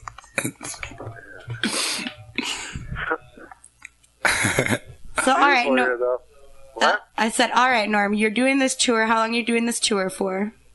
I don't know. It's like every week. Until you drop dead of this disease, or until you... Are you working on something else? I saw something you might be hosting the poker show. The what show? Poker? You doing something? I did that. I don't know. Well, poker right now is there's a lot of issues with online poker, so I don't know how...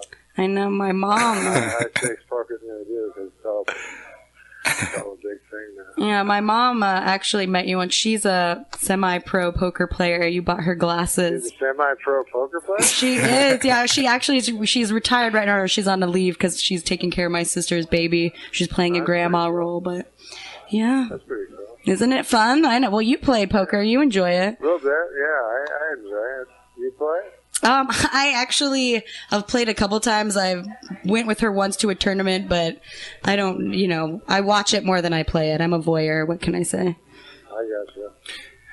I see a boat from where I am now. You see a what? I see a boat from where I am. Oh, then you're safe. The homeless people will stay away. I'm going to ask someone a question, okay? Hold on. So you hung out with him last night? Norm's awesome. Yeah, he was at the bar. We went and saw his show last night. What are you... Maybe that one? Is that the cannery? It's the cannery. That's what Oh, you're by the piers over there. I'm getting it. Watch out for the peer pressure. So I don't get lost in the middle of the Bay Area. Yeah. If you want to see some local... I know I'm in the area, but there's a bay because there's a bay here. It's a bay there. You're right. If you can see the Golden Gate Bridge, it is the most popular bridge for people to commit suicide. Where's the Golden Gate Bridge? Oh, yeah, there it is. The red thing? Beautiful. It's red. Yeah. It's like the red. It's called the red thing. The red thing, yeah. There's a debate between those two finalists, and you're sticking with the red thing? Hey, I told you I'm ovulating. I know that's too much information, but... the red thing, yeah. That's what it all goes to know very little. I just let you know. Well, I was going to tell you that the Golden Gate Bridge, the red thing, is the most popular bridge for people to jump off of and commit suicide. So you could do some... Yeah. They have a book, Suicide Note, Suicide Notes, something like that. It was just all like, yeah, there's like 500. People were jumping off just to be the 300th and shit, you know, toothaches. Oh, I thought that. Oh, you were talking about the movie? Oh no, there's its actuality. They took all the suicide notes from the Golden Gate Bridge, like suicide, and put them in a book. I saw a documentary where it was just people that survived. Oh yeah, I saw that too. I know what you're talking about. yeah, That's the bridge. hilarious. And you know what they all had in common? But they did. They all have what? They They all all had in common that did it. Oh. They all regretted it moments after. Before they hit the. Everyone. They had to see them everyone that died did too. They should do a documentary on that. You know what I think is also interesting? I looked into doing, I know this, we're still promoting your show, but I looked into being a suicide hotline worker, you know, to try to talk people out of it. I did. And they don't pay you to do this. It's completely volunteer based. And you have to pay $50 or something like that to take a course. So for you to be in a position to save someone's life, they don't want to pay you and you need to sign a contract and you have to pay to do this. Yeah, that's crazy. It's pretty ridiculous in my opinion. So, what are you, when is that show I'm doing anyway? Well, we're giving away tickets to your show on You're Sunday. giving away tickets to the show? We are, yes. This Sunday, it's going to be out of control. You did a good job last night. I guess you went over the time. It was pretty I did rough. 2 hours last night. How did it feel? How was the crowd? It's so hot out here. I'm in downtown San Francisco. And I mean, did you enjoy the crowd? Everything? It was good. Yeah, everything was good. It was fun. Are you going to try to do any sightseeing today or anything like that? No, I'm not going to see any sights. I'm tired. Yeah, trying I to had to avoid get it. up early. Get But some emergency. I gotta drink NyQuil and stuff. Think like Dayquil. You want Dayquil for the daytime. NyQuil, that's true. Yeah. And so you're doing the show all weekend long. You're going to be spreading your disease through Sunday. Saturday, Sunday. Who's opening for you? Do you know? Larry Bubbles Brown. Yeah. A veteran of the Bay Area, the area around the Bay. Crazy Legs. Wasn't that from what was the movie Crazy Legs? Isn't that his name? I have no idea. Skinny Legs. Crazy Legs. Yeah, All right, moving on. I do also know that your birthday is coming up. I think it's on Monday, right? Oh, are you still? Hello? Yes. Is your birthday coming up on Monday, right? I lost it. Oh, no. Did you lose it? Did you not hear me? Check. Norm? Hello? Hey, Hello? can you hear us? Don't stay away from the bridge. Don't go in the water. Don't go overboard. Avoid the seals. They bite. Oh, no. Can you hear us? I think we lost I him. think we lost.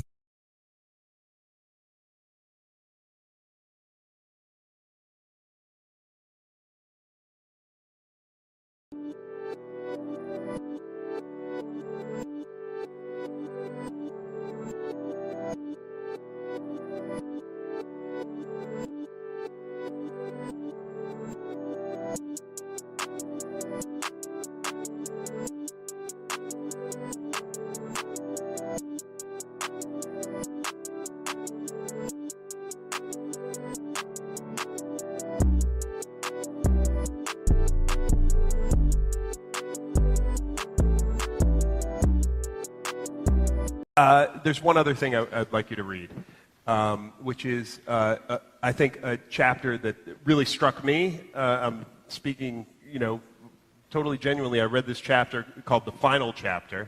The final chapter. It's called The Final Chapter.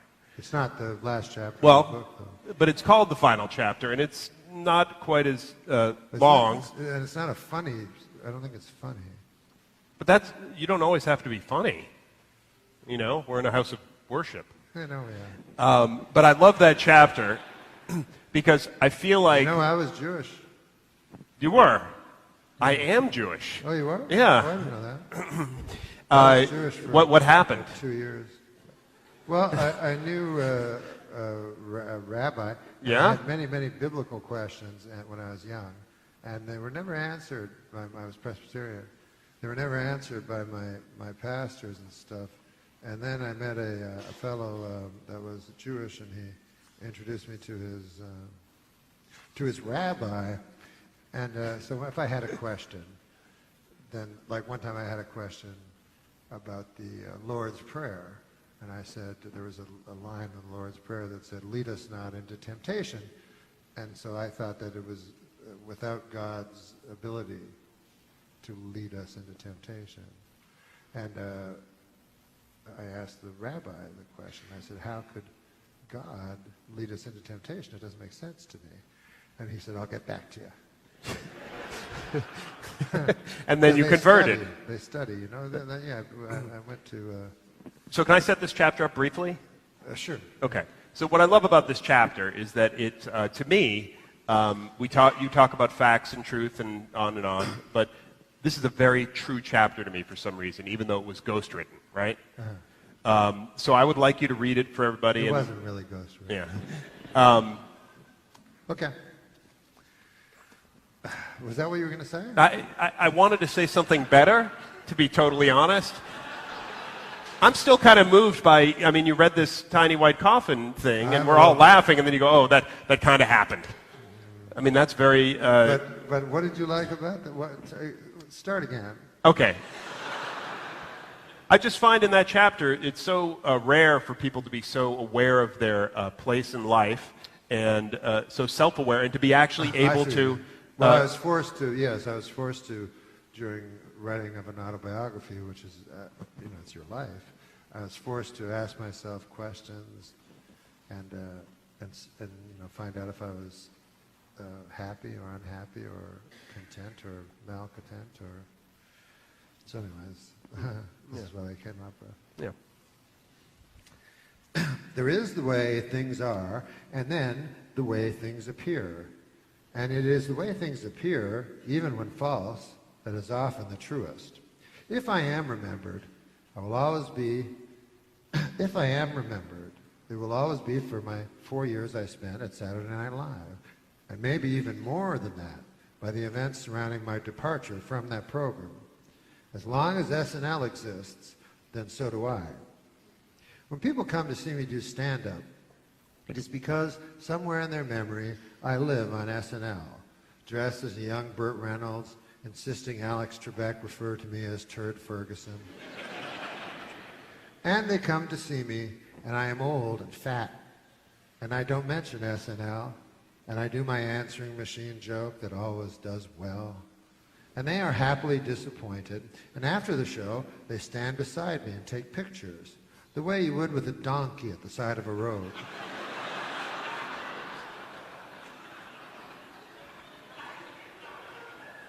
They tell me they are big fans, and they don't care what their girlfriends say.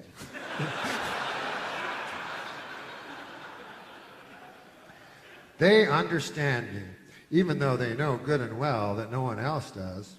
I'm dry, they say. The next time I come to their town, they do not show up. It can be difficult to define yourself by something that happened so long ago and is gone forever. It's like a fellow at the end of the bar telling no one in particular about the silver medal he won in high school track, the one he still wears around his neck.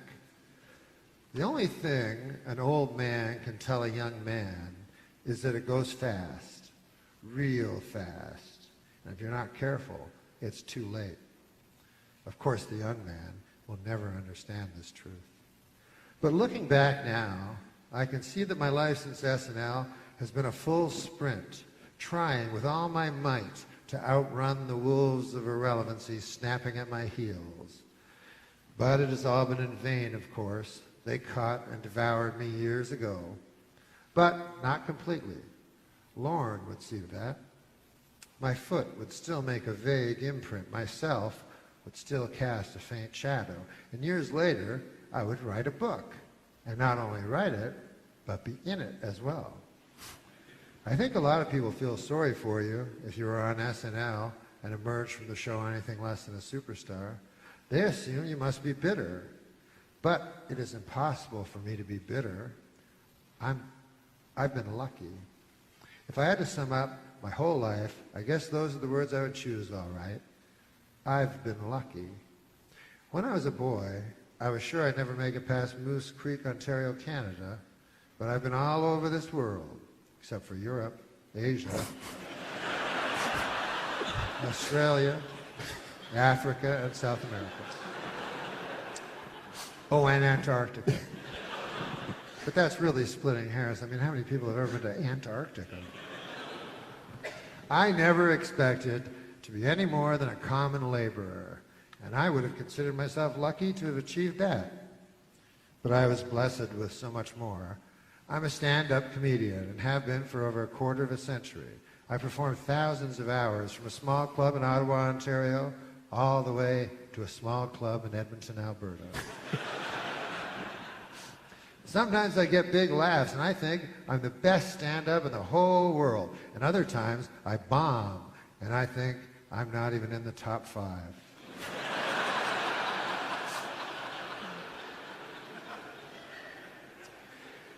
Before I was famous, I had a whole bunch of jobs where all I needed was boots.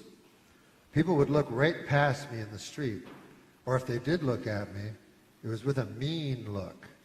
But when I got famous, people would look at me and smile and wonder where they knew me from. If they flat out recognized me, they'd laugh and dance like they'd won a prize. And I'd just stand there and smile and feel warmth from their love. So, the fame made the world, which is a real cold place, a little less cold. And as for my gambling, it is true, I lost it all a few times. But that's because I always took the long shot and I never came in. But I still have some time before I cross that river. And if you're at the table and you're rolling them bones, and there's no money in playing it safe, you have to take all your chips and put them on double six and watch as every eye goes to you and then to those red dice doing their wild dance in freezing time before finding the cruel green felt. I've been lucky. I need your love. You free my mind. I need your love. Yeah, you free my mind.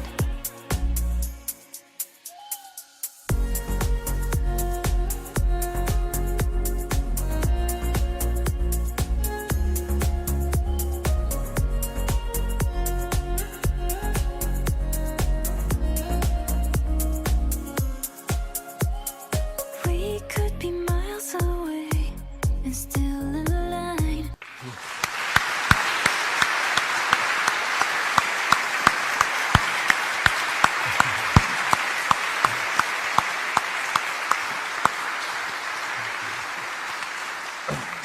Beautiful chapter. and Thank you it's- for clapping like Yeah. that. It makes me feel nice. I was watching on YouTube today, you going on Letterman. Well, I don't know. YouTube's fun, man. Yeah. It was. You know what I'm listening to now a lot, Tommy? I'm listening to audio tapes of Lyndon Johnson. Really? Okay. Well, now I understand why that. I believe that you actually do watch this website now. Yeah. Really? What do you mean? Really? Yeah. Really? He put in the system, that brought Nixon down, He put in the tape system. Yeah. he did. Okay. And and his are way more entertaining than Nixon's. So he put it in. That's kind of interesting. That sounds like kind of what you build a system to record. He did that obviously, so he was very aware that it was there. Yeah. So he was sort of almost doing a radio show. He did what you do. He was Rupert Pupkin. Lyndon Johnson was Rupert. Exactly. So what are you? So the funny ones were sometimes they're really funny. Just like the Nixon ones, the funniest ones are when there's all these Nixon tapes that you can listen to in the Library of Congress that have nothing to do with Watergate. They're way the fuck funnier. Like it's just Nixon talking about his wife and shit. And like one time his in-laws are coming, he's like, I think I'll go stay at Blair House. I don't like that lady with her cooking. And you're like, oh, it's weird, it's the president. How many hours of these tapes have you listened I've listened to a lot of them. But the Johnson ones are the funniest. So anyways, you probably didn't know this. I never fucking knew this. And the guy from the New York Times may or may not have. Anyway. Fucking Sam. He's checking his watch going, what's the Simpsons made so far? Anyways. Doing a little Rickles. Yeah. So, anyways, what was I talking about? The Lyndon Johnson tapes. Yeah, so this I didn't know this. Lyndon Johnson, he's wins his election, right? he's way ahead in the polls, like a week before the elections come. And his chief of staff, they have a party, you know, because they're so happy because next week they're going to be president again for 4 more years. So they have a big party at the White House, and his chief of staff goes across the street to a YMCA and blows a dude. So wait a minute. So the next day, I'll take my jacket off here. This is ridiculous. What happened here? Yeah, that's what happened. Say that again. Okay, so Lyndon Johnson, right? Yeah. He's going to win. Yeah. He's, you know, he knows he's going to win. He's way ahead in the polls, as long as nothing crazy happens, right? So he goes, hey, let's have a little party, a week left, you know. We're going to win easily unless some crazy thing happens, you know. And so they're having the party and everything. But how did anyone find out about the chief of dude staff getting blown? Because the chief of staff, well, listen, if you go into a Y and blow a guy, right, but you never know. But it just came out. Did this actually come out in the press? Yeah, like they had a sting operation. And is this on the tapes? Is this on the tapes? It was funny because it was in the old days, so the press couldn't say that, you know. So they had to say it in language that the audience didn't even kind of understand. They go like he was caught in a somewhat compromising situation in a young man's Christians association, and people, old farmers, would go, well, wonder what happened there.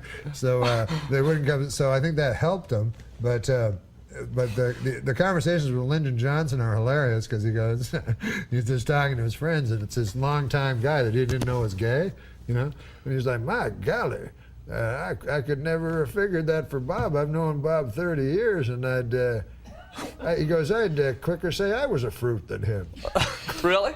Yeah, on the tape? On the tape, yeah. Where did you get the tape? Where did you, Lyndon Johnson yeah. said that. Where did you get the tapes? And then he goes, and then the funniest thing is he phones J. Edgar Hoover, who he knows is gay, right? But he's like real powerful and everything, right? J. Edgar Hoover was gay. Yeah, like, you know, he was a transvestite and he'd have dudes over. Is this true? Or? Yeah, no, that's fairly well documented. I know I'm it not was outing him. I'm not I know. Perez Hilton over I know people.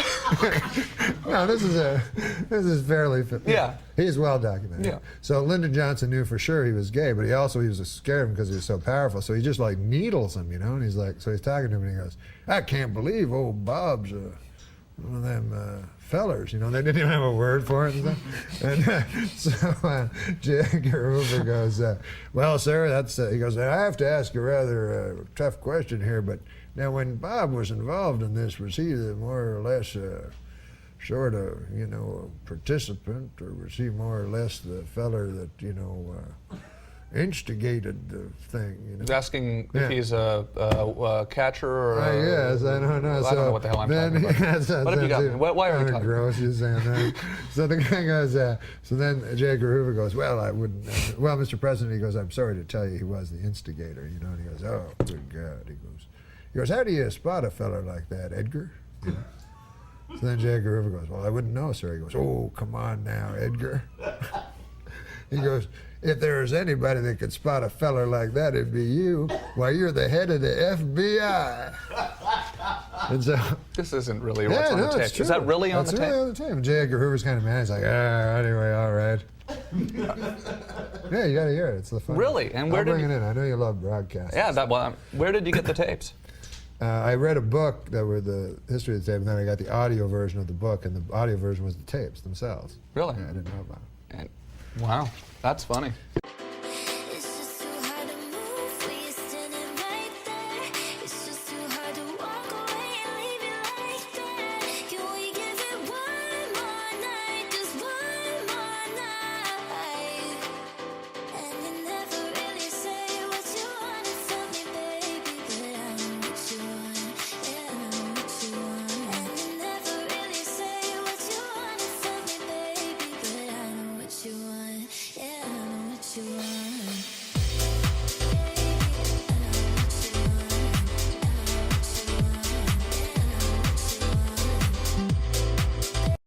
Want some of this? Yes, I wouldn't mind.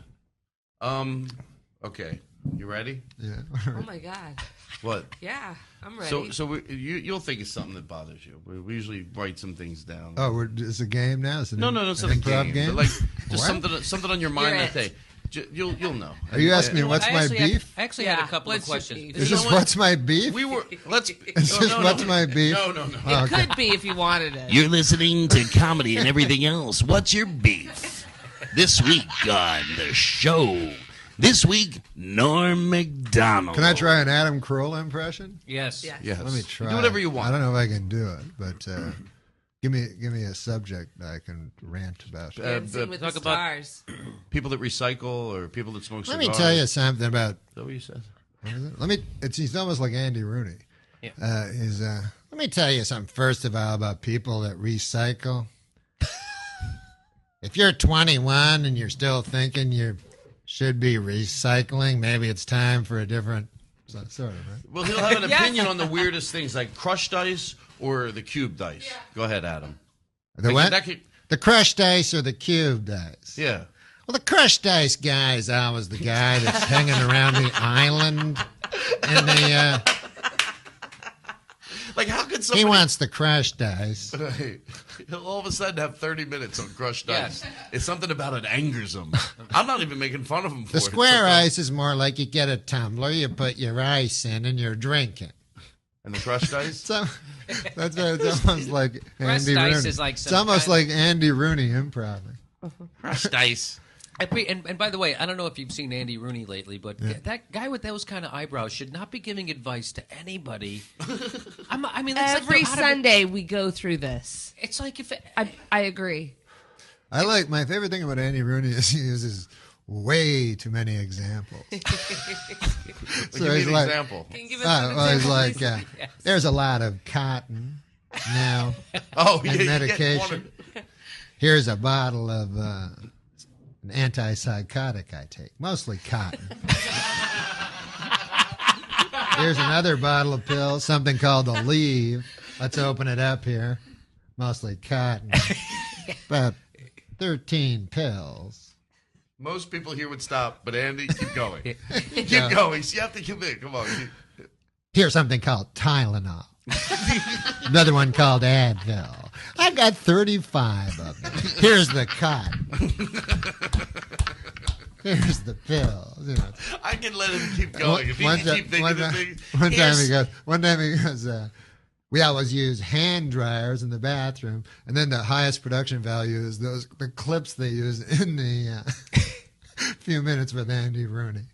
So he goes, we all use hand dryers. Cuts to like a video of a guy's hand under a dryer. Yes. Necessary? That's the I guys. don't think so.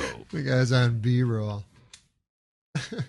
My headphones keep going in and out, but that's all right. How's your battery? If I meet one more chick that wants to become a veterinarian. He never said that, did he? No, that's the other one. Oh. Okay. That's Carolla. Oh. That's sort of. Oh yeah, yes. First of all, if you want to be a veterinarian. I have a question for you. Yeah. Todd, talk to Adam Carolla as Todd Glass is with us. The thing about Todd that always got me is he's one of those yellow shirt guys. Yeah, go ahead. Who did you want me to talk to him as? Colin Quinn. Oh, Quinn. Talk to Adam Carolla? Yeah. You know, who cares? Colin Crushed Quinn. ice. Cubed ice. I got to listen to Adam Carolla now. He's going to go off for an hour and a half. I always loved Colin Quinn because it was kind of like he just missed it. Missed what? He was really big, but kind of at the wrong time. Oh, this is Adam Carolla. Yeah, Oh, okay. I'm very confused right now. No, Norm's a good guy. Adam Carolla. Oh, Jesus. I'm very lost right now. I'm not going to lie. It's okay. You know what? Just shut up. No, we get confused all the time. We did death. Once you do death on Family Guy, it's like everybody knows you as death. You could be anything. You could build your life as like a heart surgeon, work on that for a while. Oh my God! I just put that. Didn't Adam Carolla take over for you as Death on Family Guy? Yeah, Norm did it first, and then I think of it doing. That's right. I just realized that on Family Guy. It was 2 weeks ago. I was like, oh my God, that's Norm. Is that? If my questions are stupid, you just you give me a little forgiveness here. Is that fun to do? Oh, I knew it was going to be bad. Shut up, everybody! Shut up! Oh, come was asking any good question. Oh man, it's a. Wait a minute. Let me try. It's a Mary. Come on, that's not fair. I said I prefaced it. Are you dating? That was dating anyone? How's that going? It's the Mary That's a really Hart. good question. It's the Mary Hart special. But I really wanted to know because that's my favorite show. I love Family Guy. I'm tired of people telling me I shouldn't like it. Wow. But who tells you that? Some people. This is an emotional issue. It's not can you drive or can't you drive. Everyone knows I could teach you to drive in 20 minutes. That's not the issue. No, okay. I do know that. This is an emotional issue, Norm. Are you willing to trust me? Do you want to take a step, or do you just want to be, bathing in your own urine for the rest of your life? Do you want to take that options? first step out of that apartment and toward the light? Would you like to take that step? Would you like me to help you take that step? Do you have like an earpiece and Dr. Drew is talking through you? It's an ass piece, but yes, it is Drew's voice. Whatever. Fine, I can hear him better that way. I would agree to It doesn't show I would up on agree camera. I would agree to do that. I mean, Would you agree to do that? I agree, but I might say no later because it scares me. That's not Hey, that's a baby step. No, That's a baby step. right now, in your thrall, I feel like I could do it. Norm. Like, you're very persuasive and But convincing. please, and I please, believe you. please. And also, since your life's at stake, I know that My life is at stake. But also, you It don't would be know- the day comedy died if you drove off a cliff with you and I in it. Except for all the other funny people who'd be left behind. Yeah, until they cast Dana Gould as Death. Yeah. And then we'd be forgotten. Oh, I forgot about that. Yeah. Yeah, it'd be the day Death died. Oh, wait a minute. All right. So listen, Norm, I would like to do this for you. And I know you find it, you see, this is an emotional issue. It's not a practical issue. No. Obviously, I can teach you to drive. No, It'll be safe. I know intellectually because I see old ladies and young children, Yeah. like you say. I see every other person, Right. so I go, well, I'm not. Right. Yeah. Yeah, they have handicapped people drive vans with their teeth, Norm. You don't think you could handle it? Yeah, no. I could teach you to drive. Let's do that, Norm. Okay. Let me offer you that freedom. Well, let's for now say yes. But I don't want to. But we can't. to a new This is you, the thing. Norm. Why can't I- But I see, got to we- say this. I got to say this. If we do it, it cannot be in any ways a comedy bit. All of a sudden, I can't go. You can't go. Here's Norm. Put on this suit. And I'm like, no, wait. And then we're at a racetrack Norm. in Ventura, and I would I'm treat- racing against Gilles Villeneuve's son. Yes. Jacques. Jacques, F1 driver. Listen, point is this. First off, I would treat you. Because I've had that before where they've gone, this is what my manager said, do you want to be in a celebrity race car event? I go, No. I don't have a license. And they go, the funny thing is, they'll never think to ask. That's what my manager tells me. You know how I would treat you? I would treat you like a horse that I rescued who'd been abused. Uh-huh. That's how I would treat you. Do you know what I mean?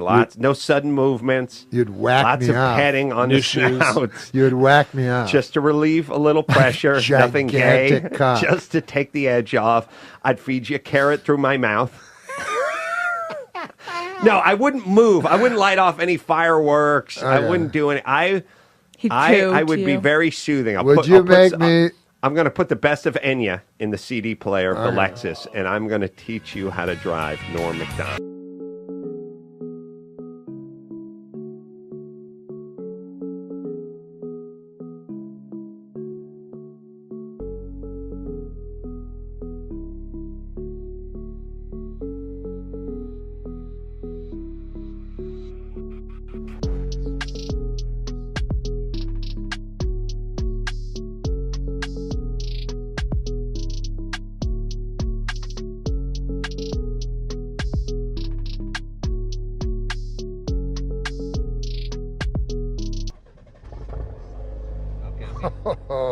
Still have your foot on the brake, gonna put it in drive. All right, let's proceed forward. By pressing the gas. Yes. Take your foot off the brake. Just lightly press the gas, right? There you go. There you go. There you are. And obviously turn the wheel right to go around. Yeah, okay. My God, I'm a good car driver. How do you get around LA without a driver's license? Uber? So Uber must be like a godsend for you, huh? Yeah. Oh, my Lord. Wait. That's not the... Okay, that's great. You know what happened there, Jay? You were going 24 miles an hour. Was that it? Yeah, you're going 24. I confused the brake with the gas momentarily. Oh, okay. Yeah, that's not a good thing to do. Well, look, you're going 47 now. This is a new record. It's a new record, man. This is fun. Oh, my Lord. Wait, Jay? Okay. You're doing all right. I did something weird there. What did you do? I don't know. I felt an undulate, went like that. Undulating. Okay. Undulating is the wrong word. I didn't feel any undulating. No. You're right. Undulation is like a lady in a dirty club. How fast have you ever driven a car? 212, something like that. 212? Oh my God! Water boils at 212. What? Yeah, no, but it's different. Speed and temperature are two different. Oh, they things. don't correlate. No. If you're going 212, water won't start boiling around you. Step on it. See what she does. Oh my Lord! Put your foot. See what you're doing. 57, 67, 70, 73, Okay, Jay. 78 miles an hour. That's pretty good. It felt like about 500 miles. Oh my God, Christ. Okay. Oh my God, it gets your adrenaline a little, huh? My Lord, God, makes me feel like a young man. There you are. Whew. I think you'd pass your test. You did very well. They certainly won't get you for speeding. Weekend update with NORM MACDONALD.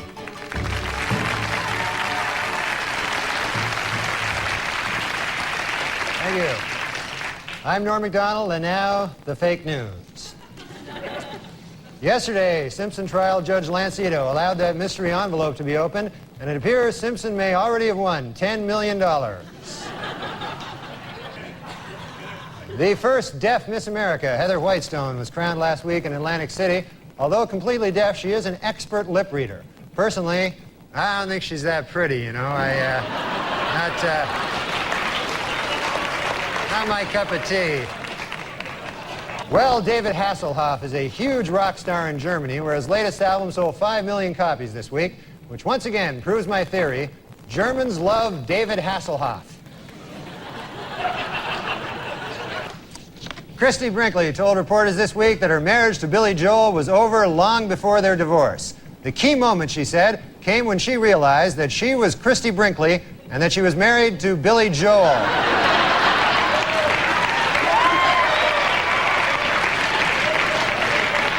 And in a related story, this week marked the 5,000th performance of the Broadway musical Cats. It also marked the 5,000th time a guy turned to his wife and said, "What the hell is this?"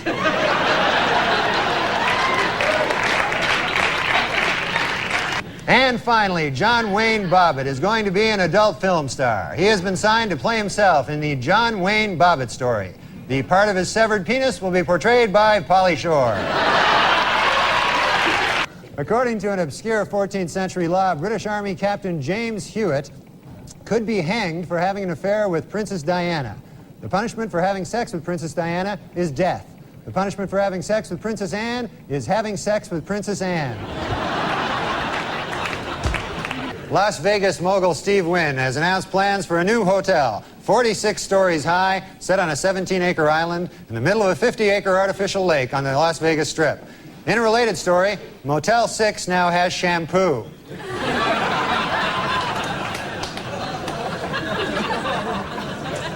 Well, a beef-flavored water for dog hit stores this week, and dogs are eagerly anticipating the arrival next month of the newest water flavor, other dogs' asses.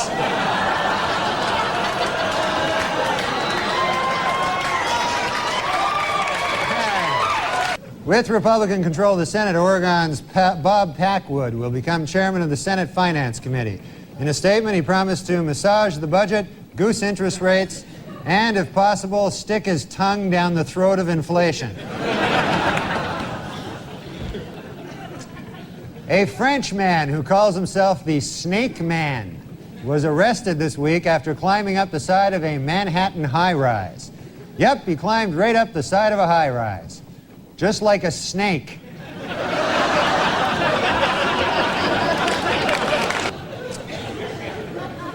Dr. James Watts, a neurosurgeon who performed the first frontal lobotomy, died this week in Washington. If you recall, a lobotomy involves drilling holes in the skull and then inserting and rotating a knife to destroy brain cells. What a genius, he'll be missed.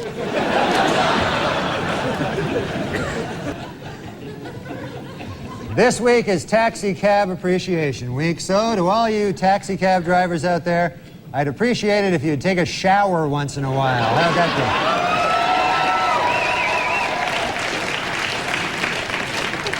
be? A new hangover-free vodka is on the market. Yeah, the ads claim that the 80-proof vodka is so pure, it's virtually headache-free. But before you run out and buy it, remember, it causes massive anal bleeding.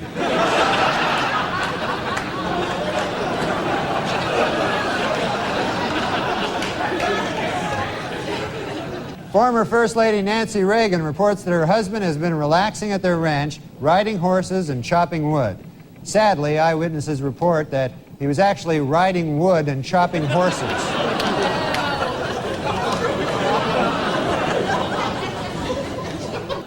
Ted Kennedy says now that he's won re-election, he can finally relax, get off that crazy diet, and really let himself go. Yeah, Ricky Lake, you know, she really is an animal lover, though. She has 3 cats, 2 dogs, and a big ass that follows her around everywhere. Well, there may be trouble in paradise. Lisa Marie Presley confirmed this week that she and Michael Jackson live in separate residences 50 miles away from each other. Lisa Marie was quoted as saying, "I guess being married to a homosexual pedophile wasn't such a great idea after all." Kenny G has a Christmas album out this year. Hey, happy birthday, Jesus. Hope you like crap.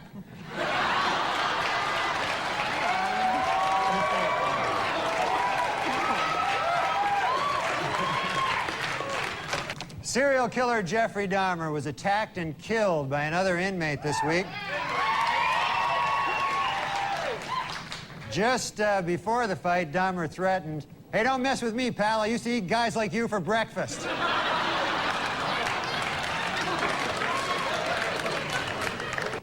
Yippee! Jerry Rubin died last week. Oh, I'm sorry. That should read, Yippee! Jerry Rubin died last week. Sorry about that. I'm sorry. My mistake completely. Just, I didn't read it right. And now it's time for Weekend Update's movie reviews. This week I saw Interview with the Vampire. And here's my review. Not gay enough.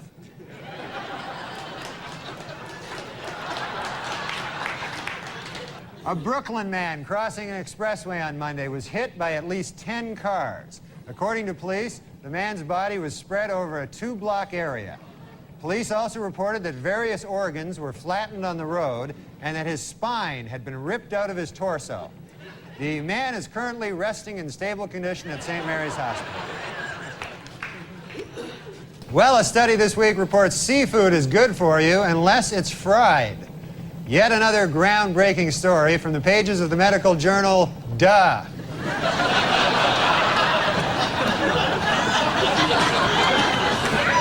A new FBI study shows that for the first time, Americans are more likely to be killed by a stranger than a loved one or acquaintance.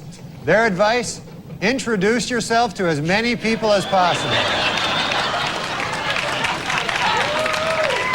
A sheepdog carrying $250,000 worth of cocaine in its stomach was found at JFK Airport earlier this week. A customs agent got suspicious when he saw 2 airline employees taking turns sniffing the dog's ass.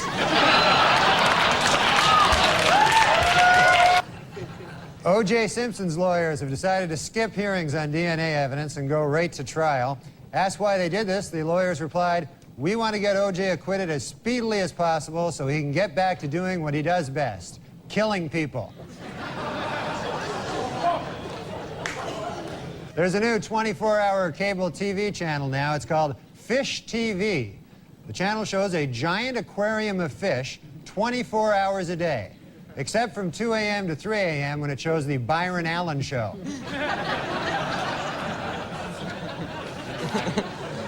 In a survey this week, men said they preferred penis size to height. 62% of men said they'd rather be 5'2" with a 7-inch penis. 36% said they'd rather be 6'3" with a 3-inch penis. And the remaining 2% said they'd rather be 1'4" with a 300-inch penis.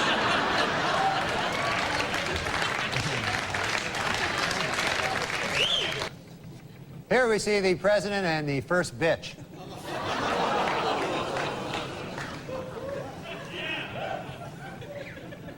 Hey, slow down, you bitch. Let me catch up.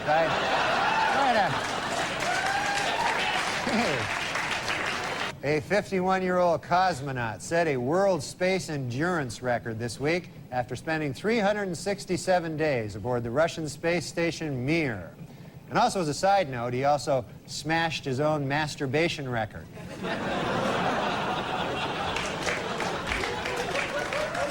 In Walnut Creek, California, anyone who turns in his gun can get free therapy. And anyone who doesn't turn in his gun can get free anything.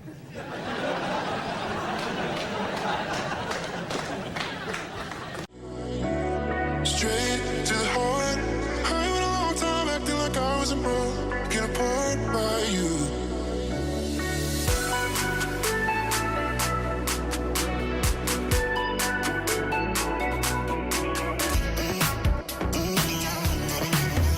Officials in Disney World have ordered their ride, the Extra Terror Estriel, to be shut down until it can be made scarier. When the attraction reopens in 2 weeks, it will be exactly the same, but missing 6 bolts. The United Paramount Network's new show, Star Trek Voyager, finished in first place Monday night with a 14.7 rating. For those of you who don't know, 1 rating point is equal to 950,000 nerds. In his book, O.J. Simpson says that he would have taken a bullet or stood in front of a train for Nicole. Man, I'm going to tell you, that is some bad luck when the one guy who would have died for you kills you. That's probably... You don't get worse luck than that. Taco Bell this week introduced a new light menu, as well as a new slogan: half the fat, but still tastes like crap. OJ's pal Al Cowlings now has a 1-900 number. For $2.99 a minute, Cowlings will tell callers that OJ is innocent. And for $3.99 a minute, he'll try to do it without laughing. And now a correction to a story we ran last week. Prince Charles is actually the one in the middle. So we apologize for that. 130 years after the Civil War, the state of Mississippi has finally voted to abolish slavery. Representatives say they would have liked to have done it sooner, but they were delayed due to some awfully big cotton crops. They had some kind of big cotton thing. All right.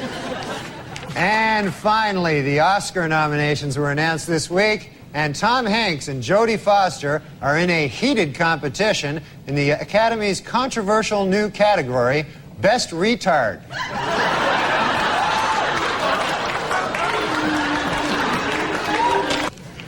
Well, there's good news this week from strife-torn Ireland, where a historic peace agreement has just been signed.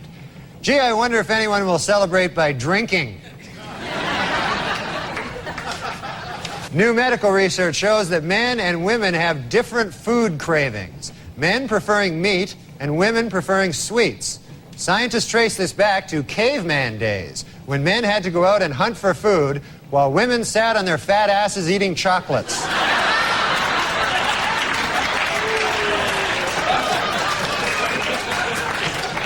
Washington Power twosome Mary Madeline and James Carville are expecting their first baby in July. No one knows if the baby will be a Democrat or a Republican, but doctors are sure of one thing: it will be weird looking.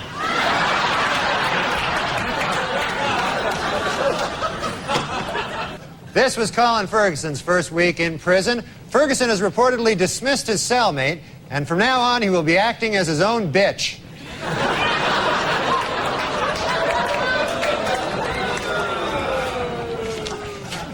The richest girl in the world, billionaire Athena Onassis, celebrated her 10th birthday this week. What's it like to be the richest girl in the world? Well, to give you some idea, at the party, they had 2 cakes.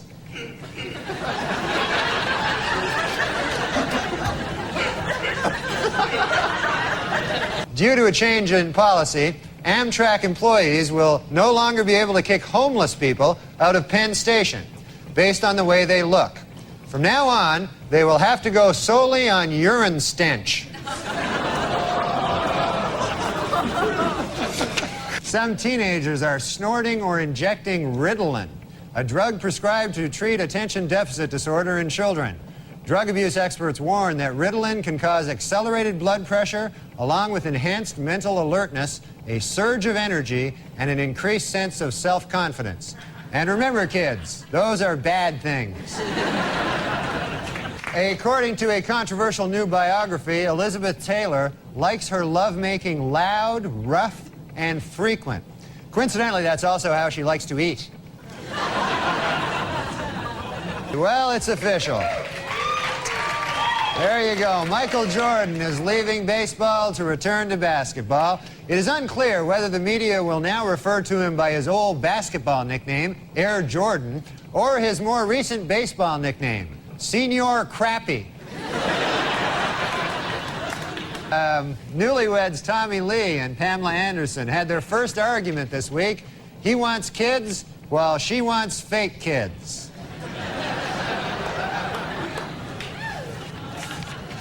A new study says that people who quit smoking have healthier lungs. Yet another groundbreaking story from the pages of the medical journal, Duh.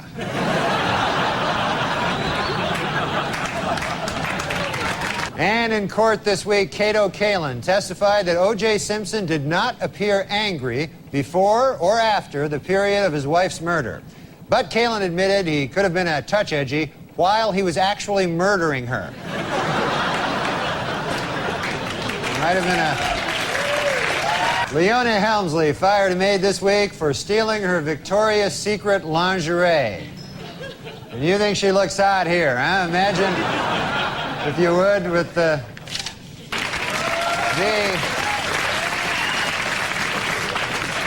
Hertz rental car company announced this week that it will buy 520,000 vehicles, increasing its worldwide fleet 24%. In addition, they will try to find a new spokesman who won't kill his ex-wife.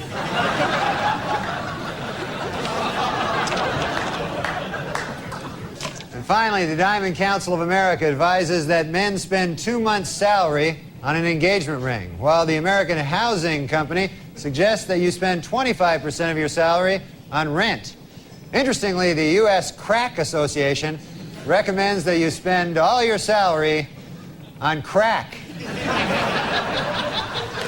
In medical news this week, scientists report there may soon be a vaccine for drug addicts, which completely eliminates the craving for cocaine. They caution, however, that the vaccine is extremely dangerous, highly addictive, and costs $10,000 a gram. This week at the O.J. Simpson trial, the infamous bloody glove was finally introduced into evidence, and O.J. didn't help his case any by blurting out, "There it is, I've been looking all over for that thing."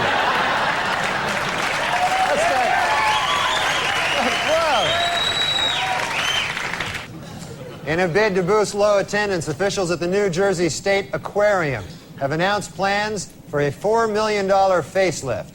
In addition, flashing neon signs will be placed outside the aquarium, stating that the fish are, quote, all nude all the time.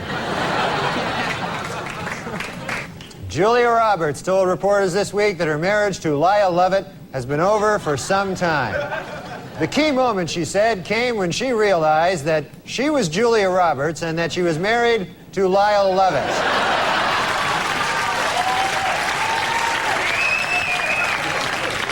Last week, Duchess of York Sarah Ferguson visited the Big Apple and showed off her 14-pound weight loss. Hopefully, this will not interfere with her official duties of sitting on her fat ass all day long. Well, singer Willie Nelson, who was arrested recently in Texas for marijuana possession, saw the charges against him dropped this week. A judge ruled the arrest had been illegal because police didn't have probable cause to search his car for pot. How about the fact he's Willie Nelson? Well, the magazine POV came out this week with a list of the best and worst jobs to have in the next century. Their 3 best were, in this order, multimedia software designer, management consultant, and interactive advertising executive. While their worst, for the 3rd year in a row, crack whore. Dismissed Simpson juror Jeanette Harris revealed in interviews this week that the jury is torn by dissension and is already divided into 2 camps, those who think he is guilty and those who are really, really stupid.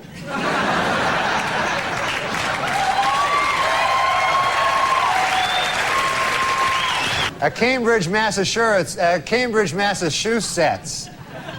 juror found City Councilman William Walsh not guilty of malicious destruction of property after he removed 2 dildos from a sculpture in the City Hall annex. Walsh's defense was that he was walking by, saw them, and said to himself, "Hey, free dildos!" Look at there. While Premiere Magazine's list of the 100 most powerful people in Hollywood hit the newsstands this month, in an odd bit of ranking, Demi Moore was ranked number 28, while her breasts were ranked 20 and 21. So, at a press conference this week, Washington Mayor Marion Barry said he wants private businesses to provide 5,000 summer jobs for a district youth program. He also wants some crack. At Virginia Commonwealth University, a professor is being sued following revelations that he spanked one of his students. It was the student's parents who first became suspicious when they asked, "What kind of marks are you getting?" And she replied, "Big red ones on my ass." So...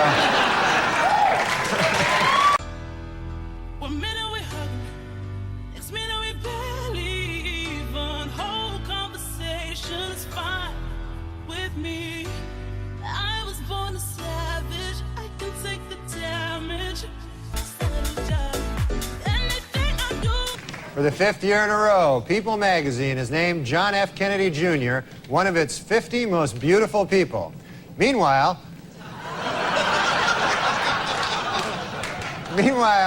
Big Red Nose magazine has named Ted Kennedy one of its 50 faces most ravaged by drink. Well, in Buffalo, Wyoming, a truck jackknifed this week, spilling hundreds of sticks of dynamite on the I-90 interstate, though officials noted that there is absolutely no danger as long as you're protected by magic.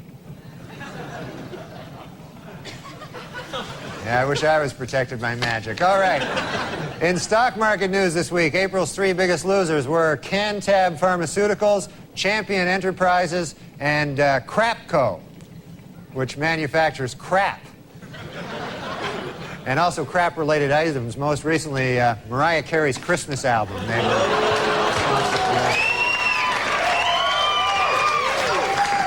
Due to expected cutbacks in funding for PBS's The Frugal Gourmet, has announced that he'll be changing his name to The Cheap Bastard.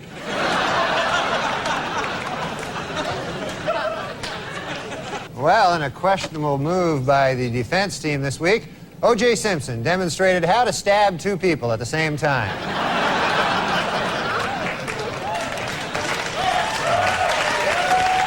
Well, Gary Busey left the hospital this week after overdosing on cocaine last Friday. Doctors say Busey is okay and he should be back in the hospital in no time.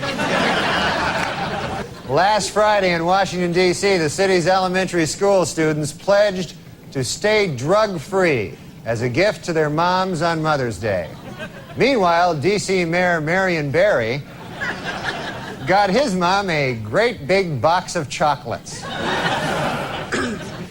The Walt Disney Company has announced plans to build a $300 million hotel and entertainment complex in New York's Times Square. Construction begins next spring on their first attraction, Crack Horrors of the Caribbean.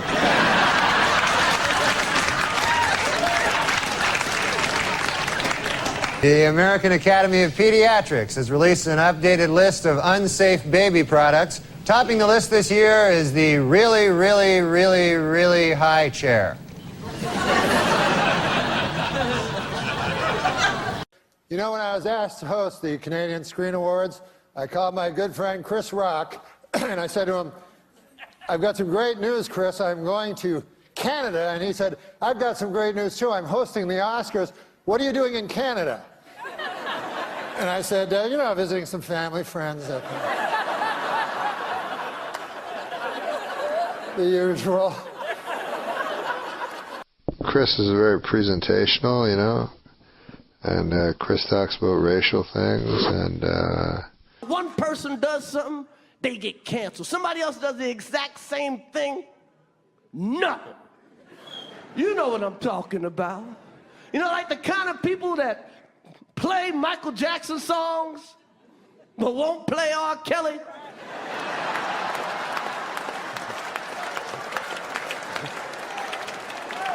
Same crime. One of them just got better songs.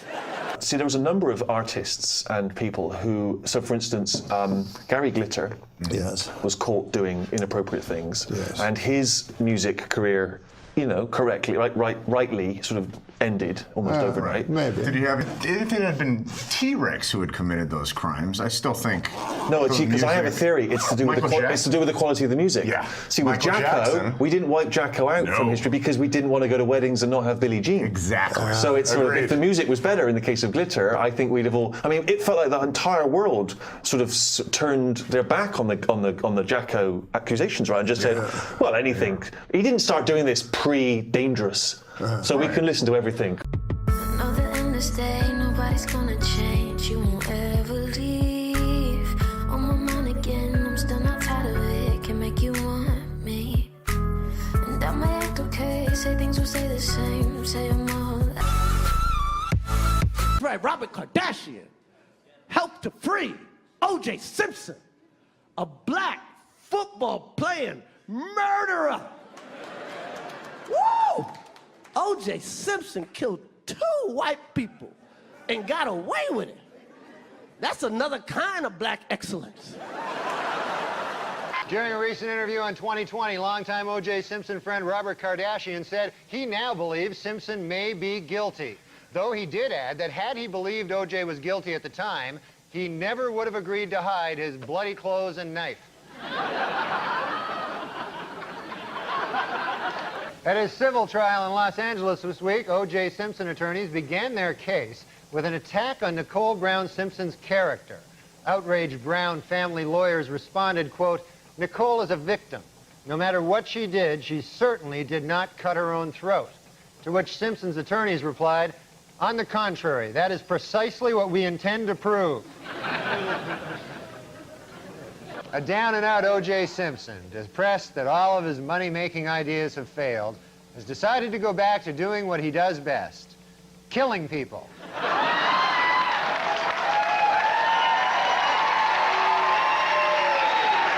Hey, did you see the filth out did there? you see the Kramer thing? Oh, I did see that. We could look at that right now if we wanted to, but we don't have to Makes look me at that. laugh. Yeah. Does that make you laugh when you see that? You've The done. whole You've thing done. makes me laugh. You've done stand-up. I know Michael Richards. You do? Okay. And he's no racist. He's not a racist. And when you say something like that crazy, it can only be a joke. You know what I mean? He was out of his head element. He didn't know what to do. Yeah. But there's no way that a guy who's racist screams it at the top of his lungs. You know what I mean? Well, certainly, I don't think he was anticipating the fact that a cell phone could have been putting this onto CNN as he was saying it. No, I think he was right. thinking, He wouldn't do it on the Craig Ferguson show. Right. Maybe on here, though. We could maybe to get him on here to recreate that rant. I don't know. Up here in front of the brick wall. You know what I read today? Yeah, in the what? Inquirer, that Michael Richards was attacked at that pink yogurt place. Oh, he was attacked? Yeah. Well, that's another thing that's sort of scary. Is first of all, Mel Gibson has a career that he could hurt. Michael Richards doesn't really. Wait a minute, Norm. I believe Super Dave was going to tell a joke there. I'm kind of. Oh, I'm sorry. I thought it was really No.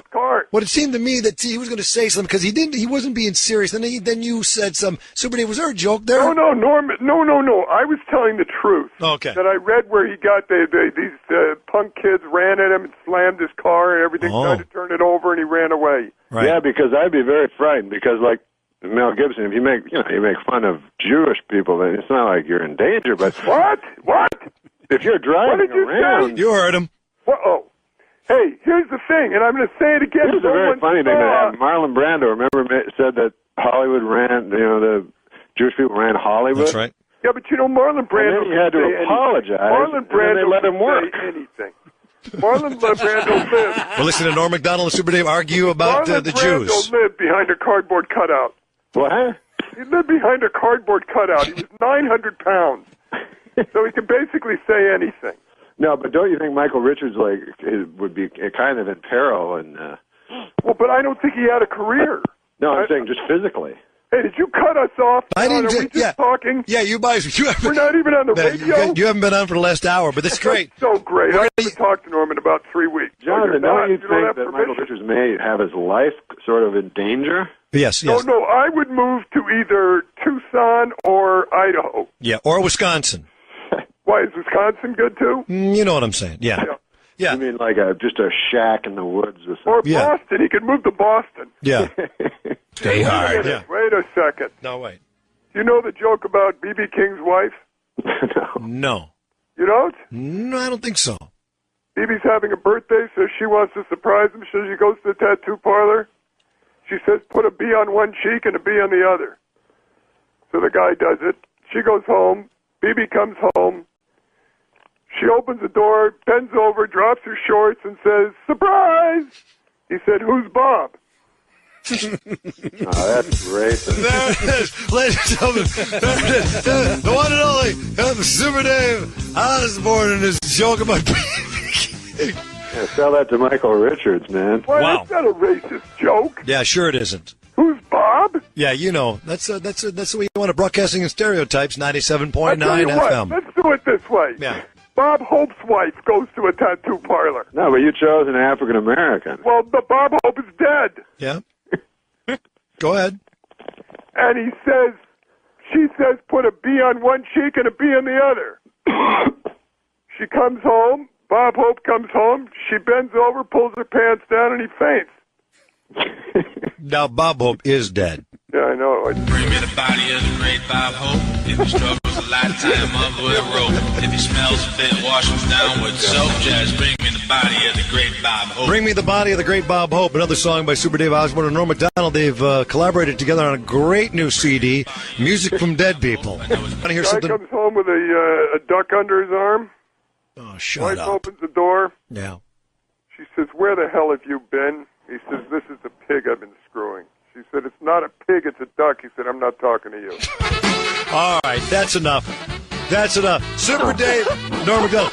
Why did you make her African American in that joke? Yeah, why did you say? You heard him because you're racist. He said you're racist.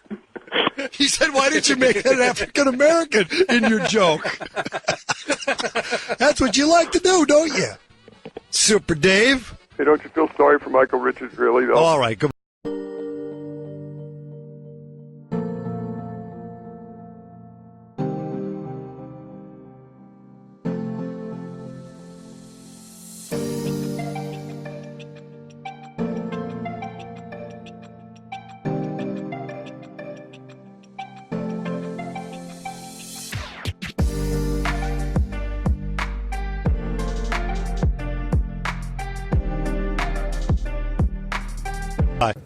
If you were Michael Richards and you were in that situation and That word. you said those things, what would you have done next? Well, I think what he did was panic and start pretending it was Lenny Bruce. Like, you know, because he said that word and everything, and then he said, that word, it still has power. Oh, he did? Yes, he did this. But no, I mean after the incident itself. Oh, I would move to Idaho. Ketchum, Idaho. Okay. Here's Norm's son, Dylan. Yeah. Oh, hi. I just wanted to say that my father loved dogs, and he loved the second annual HCA Award. and that ever since he was a kid in the Ottawa Valley, he always wanted to win a second annual HCA Awards and also to have a dog. Thank you. Remember, kids, a stranger is just a friend you haven't met yet. Unless he has candy, in which case he's probably a pedophile.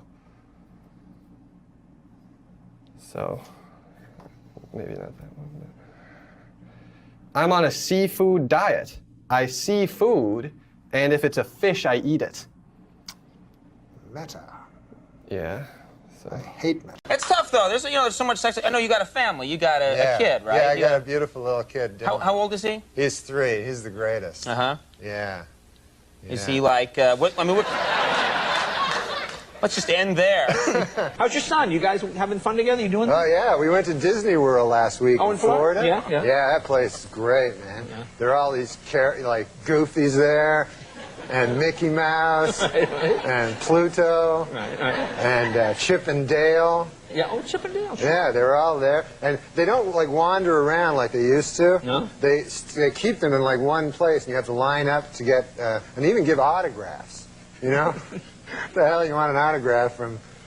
So yeah, you get an autograph from a bitter college student making $4 an hour. You know?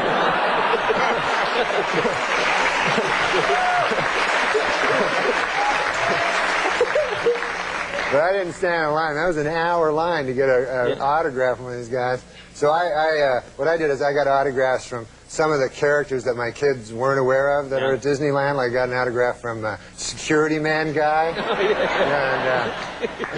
and Mr. Popcorn Stand. You know, they had a weird thing in that thing. There was a guy was taking a picture with his kid, and how Goofy was there. You know, or no, it was Mickey Mouse. Right. And Mickey Mouse was taking a picture with a little 2-year-old, and the 2-year-old's father was taking the picture, and the kid like slipped out of Mickey's hands and fell down. And fortunately, Mickey has giant shoes, so it protected the child from smashing into the concrete. And it hit he bounced off the shoe, you know. And then there was bedlam. Everybody was like scared and everything, and everybody was worried and yelling. And meanwhile, Mickey has this big smile on his face. He has you can't change his expression, you know? All he can do is like go,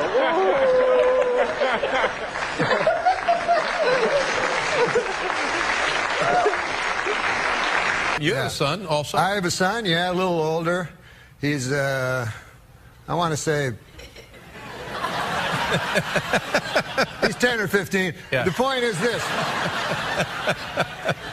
I want to give you a little advice. First of all, they get less cute. Oh. Norm, I remember years ago you told me that you were there for the birth of your son, and I always remember this. And you said that was the most exciting thing you had ever participated in. Do you remember that? Yes. Yes. And then what happened? I took crystal meth. That's family great time. pleasure in my son being happy. Ah. Yeah. How old is your son? He's, what, 10, 15? You liar! He's 6. He's a 6-year-old. You had sex in the last 10 years. No, my son's 16 years old. He's 6. No, he's 16 years old. He's 16. Yeah. So is he a confidant? Do you call him and, do you ever share personal, trials and tribulations and triumphs? I would never do that to a child. He's 16. Well, I mean, As you have said, he can't be a child forever. When are you going to put the hard realities of life on him? Well, that's an interesting question. That is an interesting question because I actually have love for my son. Yes. Like deep, of course. Deep love. He's your son. And so I don't want to damage him with the way you were damaged. With the harsh realities. Damaged. Oh, no, I had a great. No, but I don't want to damage him with any viewpoints I may have because he's not ready yet for reality. I think children aren't ready for reality for a while. But I do tell them that education is pointless and things like that. What does his mother say? She thinks that he should go to college and stuff. Yeah. Yeah. He should. And you're Not like, everyone can grow up don't and be waste a your money. comedian. Yeah, I'm saying it's just arbitrary nonsense. I tell him even the classes he takes now, it's just ridiculous. You know, that algebra has no meaning and none of Unless this stuff he does. becomes an engineer. Well, unless he becomes. Do you have no hope for this child? Unless he becomes a math teacher, math professor. But I mean, you know, you think it's a coincidence that they have 6 subjects out of 10 billion that they teach in school? And then It's you just pick one of the 10 billion to focus on. No, you have to. You they need don't basic teach you 10 math. billion. You need basic language. It's lovely when the school has art or music, which none of them do anymore. A little Yeah. PE to keep us from getting fat. I mean, come on. Yeah, no, they have A little some good science, ones. some They of the have some basic good science stuff. Sure they do. Of course they do. No, I tell him if he wants to go to college, he should have a goal, you know, to be. He can't. He's 16. No kid at 16 has a goal. Their goal is like to be a rock star. Or you know what I'm have gonna do? sex. Right. I mean, that's actually the goal. Does he want to have sex? Or did you tell him, oh, don't bother with that? There's nothing for you in that. It's just repetitive. It's over and over. I Same would thing. discuss something like that with him. I hold him in too high esteem to discuss it. We're super short on time. I've already missed my traffic thing. I'm fascinated. I don't know whether to slap you or hug you. Like, seriously, I feel like someone needs to shake you and knock some sense into you. We are going to take a short break. Or maybe you. What? Maybe you. Knock sense into me? No, I'm doing fine. I'm good over here. Oh, me too. No, you're not. I'm telling you. I know from broken people, Norm MacDonald. I was at a party with a friend, and so I noticed you first, and you returned my gaze, knew how to quench my thirst. You took me to that room like a dream come true. The dance you performed was just for me and you. Kisses on the neck, then you work your way down. Let yourself go for me all around town. Seductively stood before, but it feels so good. What are the best things in your life right now? The best thing is my son. Hey, so look, I was at the fight. I was at the Pacquiao. Yeah. And I almost made a bet. Yeah. I almost made a bet that it would go the distance in Mosley's favor. Almost. Wow. But I was a little bit afraid. Tell everybody what your bet was, Norm. I bet Pacquiao to win. 25,000 to win 3,000. Wait a minute. How is that possible? You put down $25,000. Yeah. Maybe lose $25,000 to win 3. Yeah. But I won 3. What? Was it that it would a knockout or what was the actual bet? It was just that he would win. But I got scared because I was so happy when Mosley went down, and then all of a sudden he got up. And then I was scared because, one punch can end it at any moment, Yeah. And no, that's the most money I ever put on a fight. And also, I don't know nothing about boxing. What did you go by, the commercials or his karaoke singing or? How did you pick Pacquiao? Well, usually I kind of went against my instincts on this one because usually I pick the bigger, blacker guy. But in this instance, I met him, Pacquiao, and he seemed unbeatable. Yeah, he is. Pound for pound. Yeah. Unfortunately, the other guy weighed more pounds. Well, pound for pound, Manny Pacquiao is the greatest fighter in the world. This Saturday night, Pacquiao defends his welterweight title in Las Vegas. Now, I don't gamble anymore. You could say I had a bit of a problem. And my bankruptcy lawyers have said as much as well. But after meeting Pacquiao, I had a strong feeling that he was going to win. Hey, Manny, listen, man. Yeah? I don't know much about boxing. I just know mostly about high-stakes wagering. But you think you can beat this guy? Yes. Are you Definitely. Sure? You're sure? You're absolutely sure? Yes. Really? I don't know. You just seem so sure that now it makes me feel good to go and make my bet. Yeah? Thank you, Manny.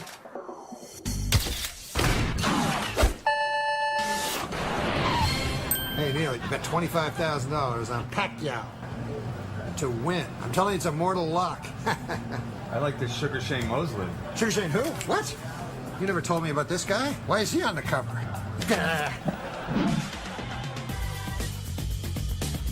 Manny, I got some Manny. What are you doing? Eating. Don't eat. There's no time for eating. What? Listen, we have that big fight on Saturday. I made a bet. $25,000 that you'll win. $25,000? Yeah. This is what I'm most concerned about. His first name is Sugar. Now, I don't know if you're a student of boxing, but guys whose first names are Sugar, they do pretty well. Really? Yes, Manny, really. Don't worry. Listen. Don't worry, man. What about this? Shouldn't you be doing this? That's jump rope. Jump. You've never heard the term? I know that it is, but... Stop eating! Why are you eating those cookies? Manny, listen. I was just at Sugar Shane's place down the street. You know what he's doing to get ready for the fighting? What? He is punching another man. Really? He's practicing his punching while you eat cookies. Have you ever lost a fight? Yes. How many fights have you lost? 3. 3? 3? Why? Well, what's to stop you from losing 4? No, it's not good. So anyways, I'm worried about this guy, and I'll tell you why. He's bigger than you, and he's blacker. And that's what I go on with my boxing. I always pick the bigger, blacker guy. Hey, what do you get, by the way, if you lose? Same. The same. Huh? Cookies? Yeah, may as well. Cookies. Beer. Beer, sure. Beer. I'll have a beer. The fight is this Saturday in Vegas, and I just want to tell you this is a real ticket. This is not some TV horse. So I really feel good about it, but part of me wishes I'd bet on the other guy.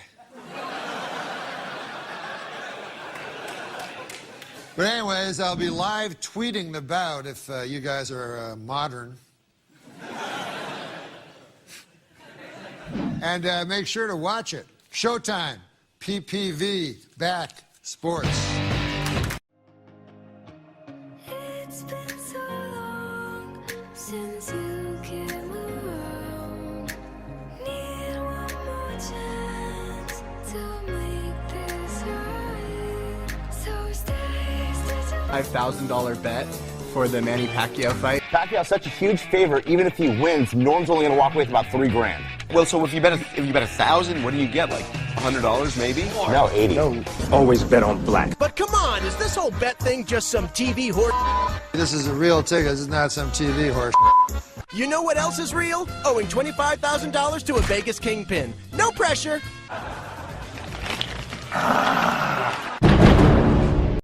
Hi there, it's time for Weather in a Minute. It's a silly little segment we do maybe once every 5 years or so, but we brought it back. We're doing it today. And, you know, Larry, the older we get, the less tolerant I become and the slower you become. I'm thinking I am dying for like an ice cream sandwich or something from the cafeteria. Right. Give you the helmet. If you can get down there and get it, we've found a way to get you down that hallway a little bit quicker also. This will replace the running that you've had to do. These are a great way to get around. You can get the speed up on that thing, Larry. Right. It's like you're going like 2 miles an hour. There's no brakes. That's all right. You don't need brakes. You're just going down the hall. It's not like you're into traffic. Floor it. So there you go. If you can, like an ice cream stand, I think there's a guy from like the Hancock. It's a hard left turn. No, you missed a turn. There you are. Is that like the mascot from the Hancock is in there? Give him a hug or. There you are.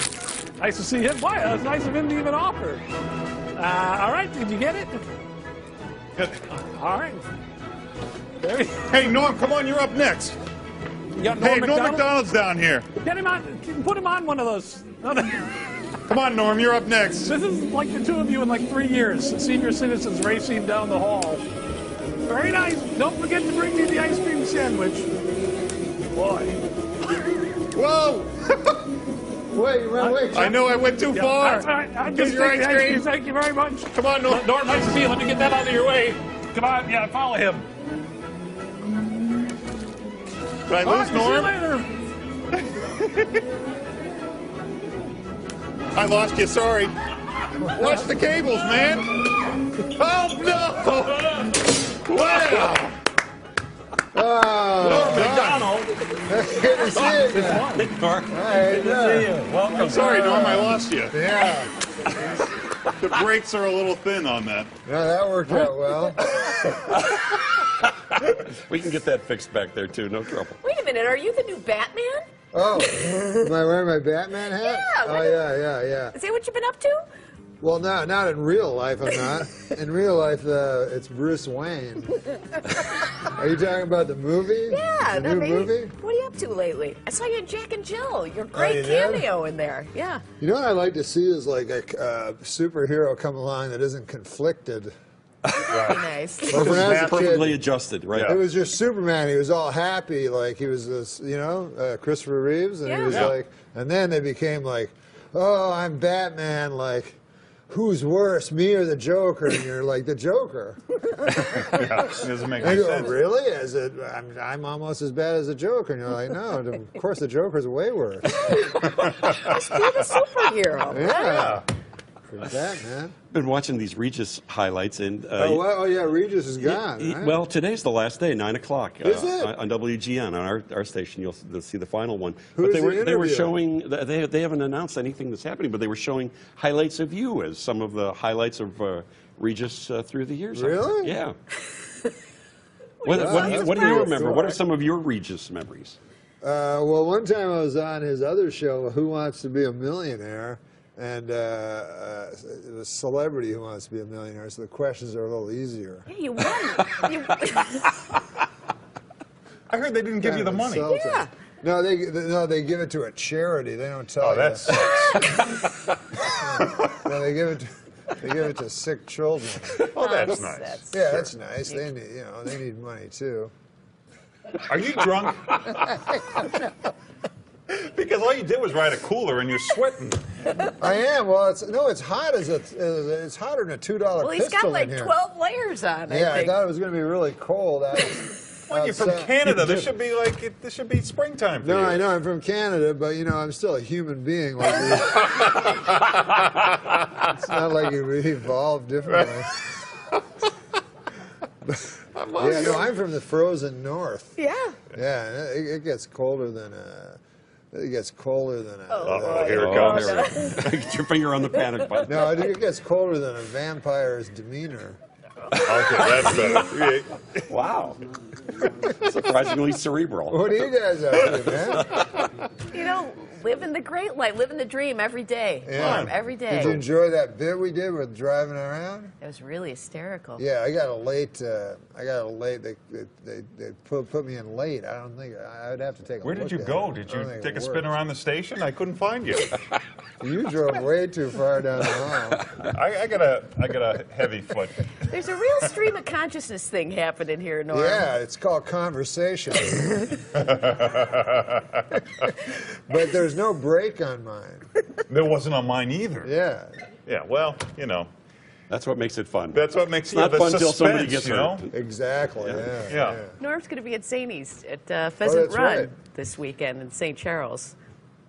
Is this what you do with the crowd? Just stream of consciousness talk? Why do you keep saying stream of consciousness? That's just speak.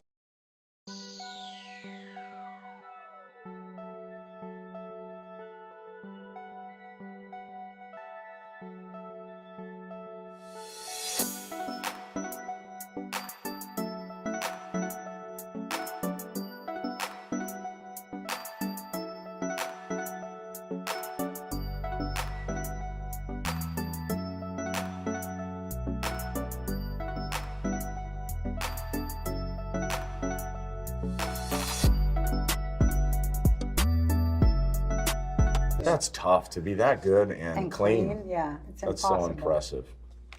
I'm impressed with clean comics. Me too. Way more impressed than anyone that's superior as a dirty. It seems like a crush a lot of times. I like dirty ones too. I like It's a real meeting of the mind. Joining us now, Robert Duvall, whose new movie, 7 Days in Utopia, is now in theaters. Mr. Duvall, welcome. Oh, yes, sir. How you doing? I'm doing all right, baby. I was telling Kevin earlier, this is how I go to movies. People go, you want to go to a movie? I go, is Robert Duvall in it? They go, yes, I go. Well, all right, Dave. That's okay.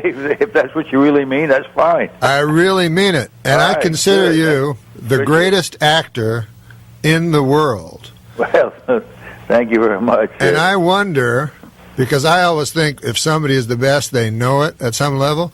And also, I know that you're a man of faith and false modesty is a sin. And I was wondering, do you consider yourself the greatest actor in the world? I think I can hold my own with a lot of people. So I don't know if there's one person that's the greatest. Some people say Daniel Day-Lewis is the best. He's improved. I didn't used to like him. I like him a lot now. But there's a group that are very good. So I don't know if anybody's the best. Well, here's how I am with acting. I have a lot of problems with acting because I have trouble suspending my disbelief. You know what I'm saying? And so a lot of times when I'm watching an actor, I can see him acting. Like I'm going, oh, that guy's acting. Right. I don't see that with you. Never. Well, you try to keep it invisible. You try to take it back to just the basic premise of I talk, you listen, I talk, to keep it that simple between the words action and cut. If you're doing film, so you try to keep it as simple as possible. Yeah, absolutely. Now, an actor, well, let's say a guy is always himself, you know what I mean? Like a guy like John Wayne or something like that. He could be very good. Him, I believe, because there's no disconnect between what I see when he's interviewed and what I see. But you, on the other hand, are different in every role. Well, you still got to bring yourself underneath. There's only one you, right? Right, that's true. Yeah. So you can't really become something that you're not. You create the illusion of something else, but it's you underneath. You got one set of emotions, one psyche, one everything. So you have to know how to use yourself to bend it or whatever to make it seem like it's something else. Now, I've noticed in your body of work, obviously talking to you, you're an incredibly literate person and a very thinking person. And I met you one time. I'll tell you this. I met you one time at Saturday Night Live.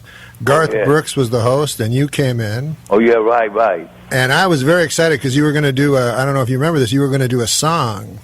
Yeah. And you didn't do it, and I was very sad about that. But I was so, I wanted to meet you so bad, and then I met you and I talked to you, and I had all these questions for you. And then you started talking to me and asking me questions, and you were looking at me very deeply and asking me, because I come from a rural a farm area in Canada, and you were asking me about ranchers and stuff like that. And I don't know if you did that to deflect my questions or if you do that to study people and steal their soul. I don't know. What part? Where are you from? From what part of Canada? So you're doing it right now. I'm from rural Alberta, where it's. Oh, I love Alberta. That's the only part of Canada I really like. Oh, really? I love Alberta. The ranch people up there, the Buse family. Yeah. It's good people up there. Great people. Yeah. And that brings me to you. You often portray the common man. Is that something that you're not Southern, but you've played a lot of Southern characters? Well, my dad's from Virginia, and that's the beginning of the South, so I feel comfortable, I like the Southeast Conference Football League, and I feel okay in the South, even though, in Texas, too, some of my mother's people are from Texas, which is below the Mason-Dixon line, so to speak, Yeah, I like to portray the common man, except, when I played, one of my favorite parts was when I played Joseph Stalin. He wasn't so he was common, but not so common, So you don't mind playing a guy that you have to figure out the good part of him or something? No, each part's a challenge, so, you go with what you have to do, research or whatever, and just jump in and do it, Now, Kevin Farley has a question for you. Yeah. Have you ever been you've done some big movies with big actors. Was it ever hard? Like, did you get nervous, and how do you deal with your nerves? When you have to really bring your game, your A game, and that could, like, say, The Godfather with the scenes with Brando or anything like that. Were you ever really nervous, where you had trouble like controlling your nerves? Where you're like, oh gosh. Yeah. Well, the last job I did, it was the most nervous I've ever got in my career. I worked with Billy Bob Thornton. I call him the hillbilly Orson Welles. The guy's brilliant, and we did an interesting movie. And the night before, I had to do a scene, and it worked, but I was so frightened. I had to do a guy that his grandson slips LSD in his iced tea. Wow. And I had to, unbeknownst, so I did. I think that intense fear helped propel me into the scene and make it work in a strange way. Yeah. Because it was a very demanding scene, but it worked. It worked, and Billy doesn't care if you change things. Some of these directors you can't change to air. Yeah. But a guy like Billy, he leaves it open, even though the writing is brilliant. What he's done, he lets you come up with stuff at the moment, which is very admirable. I think. Yeah. It is interesting that you bring up Billy Bob Thornton, because I agree with you. When I saw Sling Blade, I was like, this guy is exactly what you said. I said, this guy's Orson Welles. How did he do absolutely. this? He's up there with Coppola or Altman or any of them for me. Yeah. But then he stopped. Well, he stopped, and he has a country band. He goes around. So I sent a message to him, do you sing as good as Lefty Frizzell, knowing the answer, I guess he sings okay. I don't know. But, he's got to get back to his A game, because the guy, he wrote, directed, and acted, and he's on a high level in all those aspects. Well, can I ask you a question? Because you were in Sling Blade. You played his dad. Yeah. This may be I don't know if you want to answer this question or not, but you're an honest guy, right? Sometimes. Yeah. You go on Sling Blade. Yeah. You're watching that. Does that character he did in Sling Blade remind you of a character you may have done 30 years ago? Well, yeah, that's what Horton Foote thought, maybe. You're talking about Tomorrow? Yes, sir. Well, that's what Horton Foote thought maybe he was doing me, but I don't think so. I don't know if he ever even saw that. But not really, maybe a little bit. They could have been cousins, so to speak, yeah.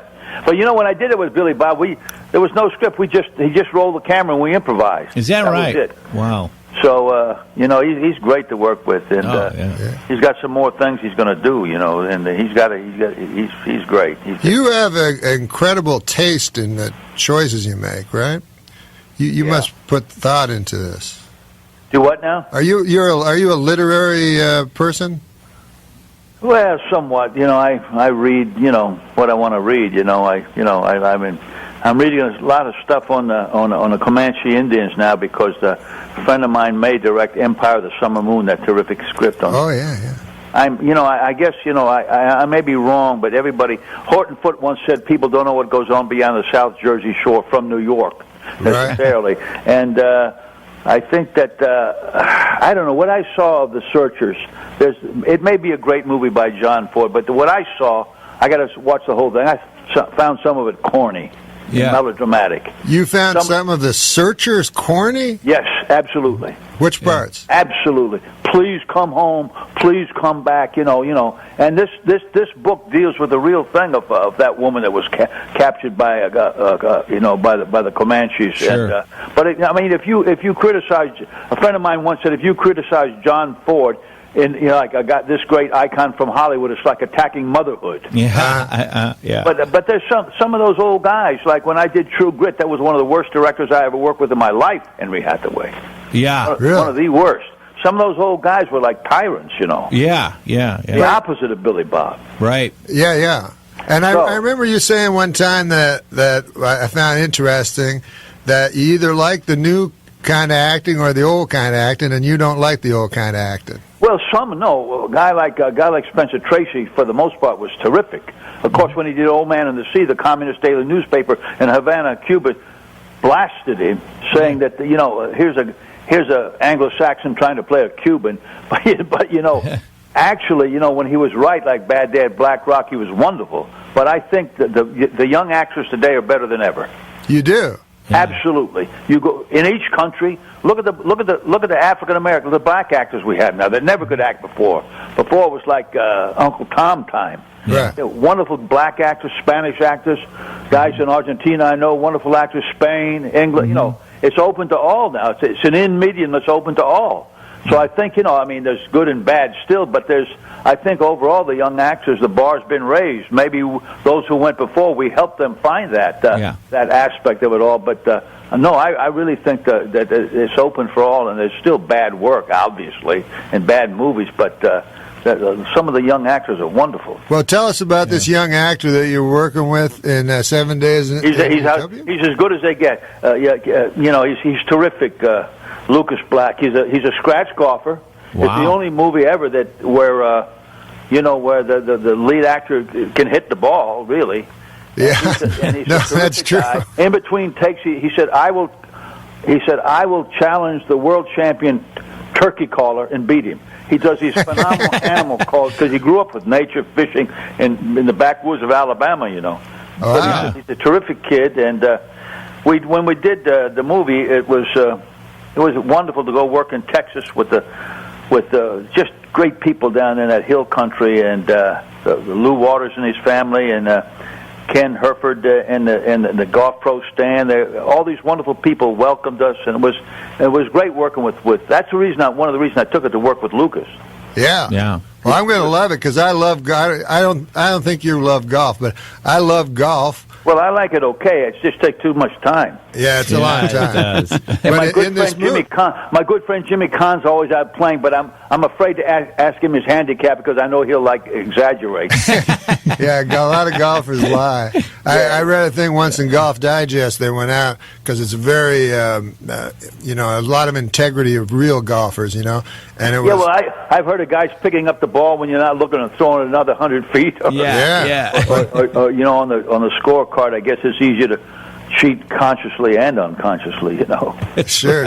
My second favorite golfer behind Tiger is in your movie, KJ Choi. Oh, he's terrific. Yeah. Was he a cool guy? Yeah, I didn't get to know him, but they say he is. Yeah, he played a villain, but he's supposed to be really a terrific, really a nice guy, So it was interesting working with those guys. I love working in Texas. Yeah. We should talk about Lonesome Dove because that's my favorite part. That's your favorite part ever? Yeah, ever. Real, not Tender Mercies? No, ever. No. I said let the English play Hamlet and King Lear. I'll play Augustus McCrae. What's interesting? I just thought of this, but you, in many, like we were talking about Tomorrow, Boo Radley, obviously, you played. Horton Foote, the great writer, my friend. It was wonderful, man. And so many of these parts that you played were very, is the word taciturn? People that don't speak very, is that a word? Yes. I don't know if that's a word. But you don't speak a lot, and in Tomorrow, you virtually don't speak at all. Well, when I did, I saw a guy in southern Missouri wants to talk like a cow. So that's the way I kind of did it. We did it as a stage play first for 25 performances at Herbert Berghoff's studio in New York City, and then we did the movie afterwards, Yeah. So it was like a complete experience. But it just occurred to me since you played these characters before Lonesome Dove that were very non-verbose, that maybe Call would be the guy that you would play. Well, that's what McMurtry still says that I should have played Call. He wrote it. He's absolutely out to lunch on that. You mean after the movie? My ex-wife said to me, I read a novel I like better than Dostoevsky. Don't let them talk you into playing Call. You got to play this other guy. Oh, really? Yeah. So I really. So even after the miniseries, McMurtry thought you were miscast. Yeah, well, that shows you where his head is. Well, can we come back? Can you stay for another thing? Because I wanted to talk about faith with you. Yeah, okay, yeah. We'll talk about a little faith. Come on, let's do that. That'd be cool, baby. All right, we'll be back with the greatest actor in the world by my standard and by his own, self-admitted.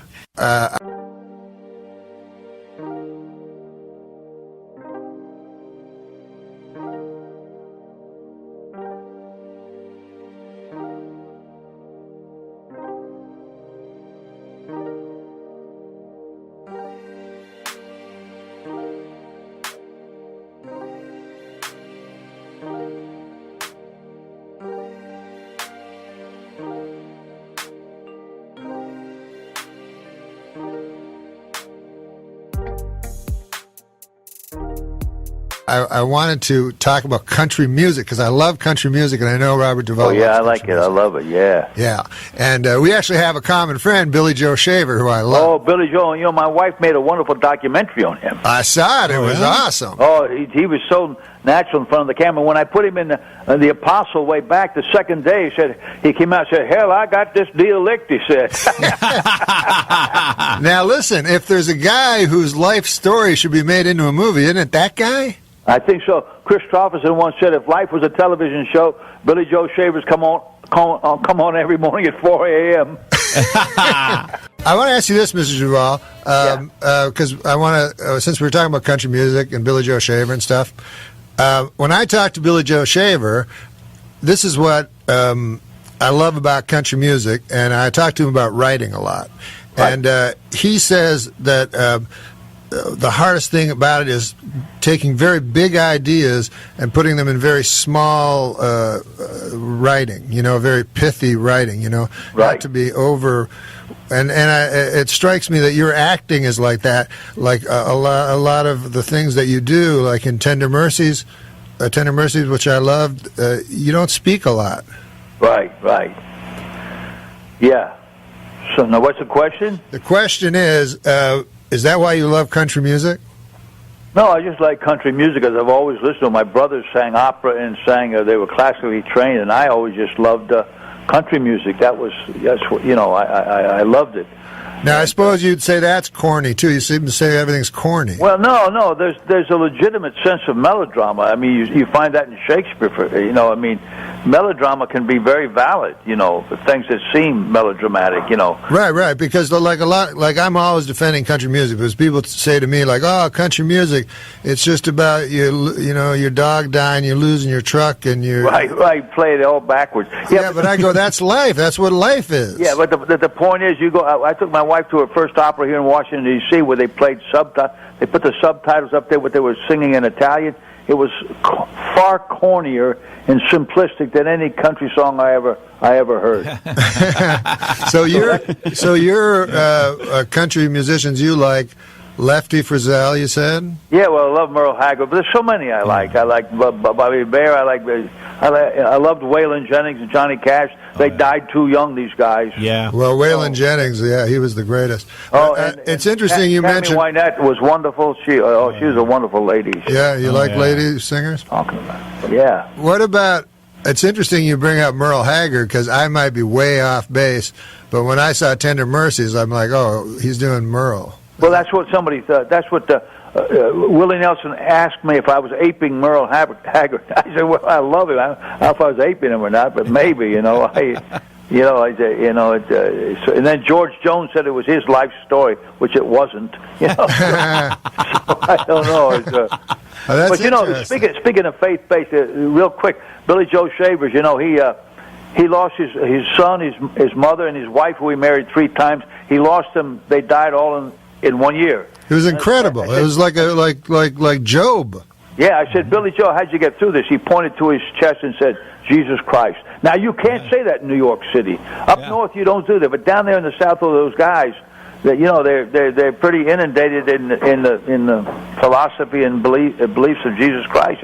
So that's what he said to me at one point, Billy Joe. Yeah, they're not afraid to say it. And you're right. If you say it like I live in Los Angeles, if you say such a thing, people will look at you like you're saying you have Down syndrome or something. Yeah, well, who's the writer from Alabama? He wrote a book all over but the shouting. I forget his name. He wrote for the New York, one of the New York papers. I forget the guy's name right now. He brought that up out in the South. You do that once you get above the Mason-Dixon line. Sometimes it's difficult to bring up Jesus or anybody like that because they look at you like you're a square or something. Yeah. Yeah. Well, they look at you like they reduced him to a silly character. Yeah, exactly, yeah. And I'm sure that must have been your motive in writing and directing and starring in The Apostle. Well, yeah, it took me many years to get it off the ground. I did. I had to use my own money and everything. Had I done it in Hollywood, they would have never done it correctly. They would have paid me big time, patronized the subject, patronized certain regions in America. When I did it, I put up my own money. I got my money back plus change, and that was it. But I got great satisfaction in doing it. Yeah. Because I got from both ends. I heard that the great preacher, from Billy Graham liked it, and then I got a wonderful letter from Marlon Brando saying he liked it. So I got it from the secular and the religious. That's great. That's fantastic. You got it from both because sides. you. What was the name of the character? Sonny. Sonny Dewey. I wanted to use my mother's maiden name, but that was the name of some preacher, so I didn't want to get a lawsuit. So, his Sonny Dewey, yeah, exactly, yeah. But that movie really struck me because I grew up in rural Canada in a very, very small town, and the preachers would come, and we would go and listen to them. Yeah, there's some of those preachers up there in Canada. I actually went to some, yeah. Oh, yeah. They're a little different from the guys. I'm on the devil's hit list. Well, we never had the Southern Baptists, but we would have the famous people from the United States come, and you could tell. I could at a young age who were the real guy. Now, I don't know. I can't look into a man's heart, but some of them seemed fake. Like, for instance, I saw Jim Baker. He seemed like a complete fake. Well, he could be. Yeah, a lot of those guys. Yeah. But I tell you, I saw Jimmy Swaggart, and I thought that's a real guy. And even when he did his apology on TV, that seemed authentic to me. Yeah, but he does like he's minimized his crocodile tears since then.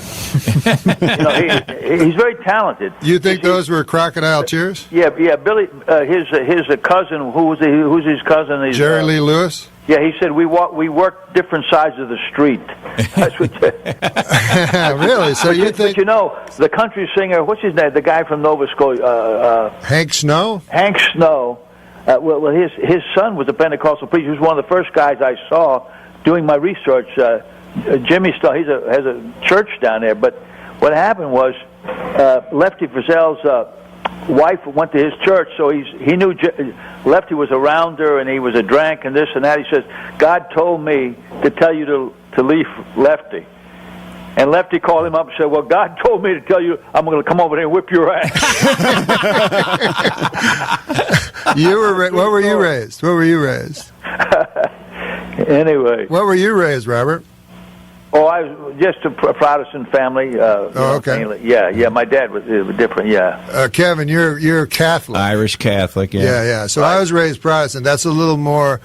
Catholic's a little more ritual. A lot of rituals. Protestant's a little more. I don't know if it's a little more visceral, direct. Maybe. Yeah. Don't get my wife started. She comes out of a Catholic family in Argentina where the Jesuits ruled. But we won't get into that. Yeah. When did you get married? Pardon? How old were you when you married your latest wife? Oh, I was old. When I met my father-in-law, I said, I don't know whether to call you a father or son, he said.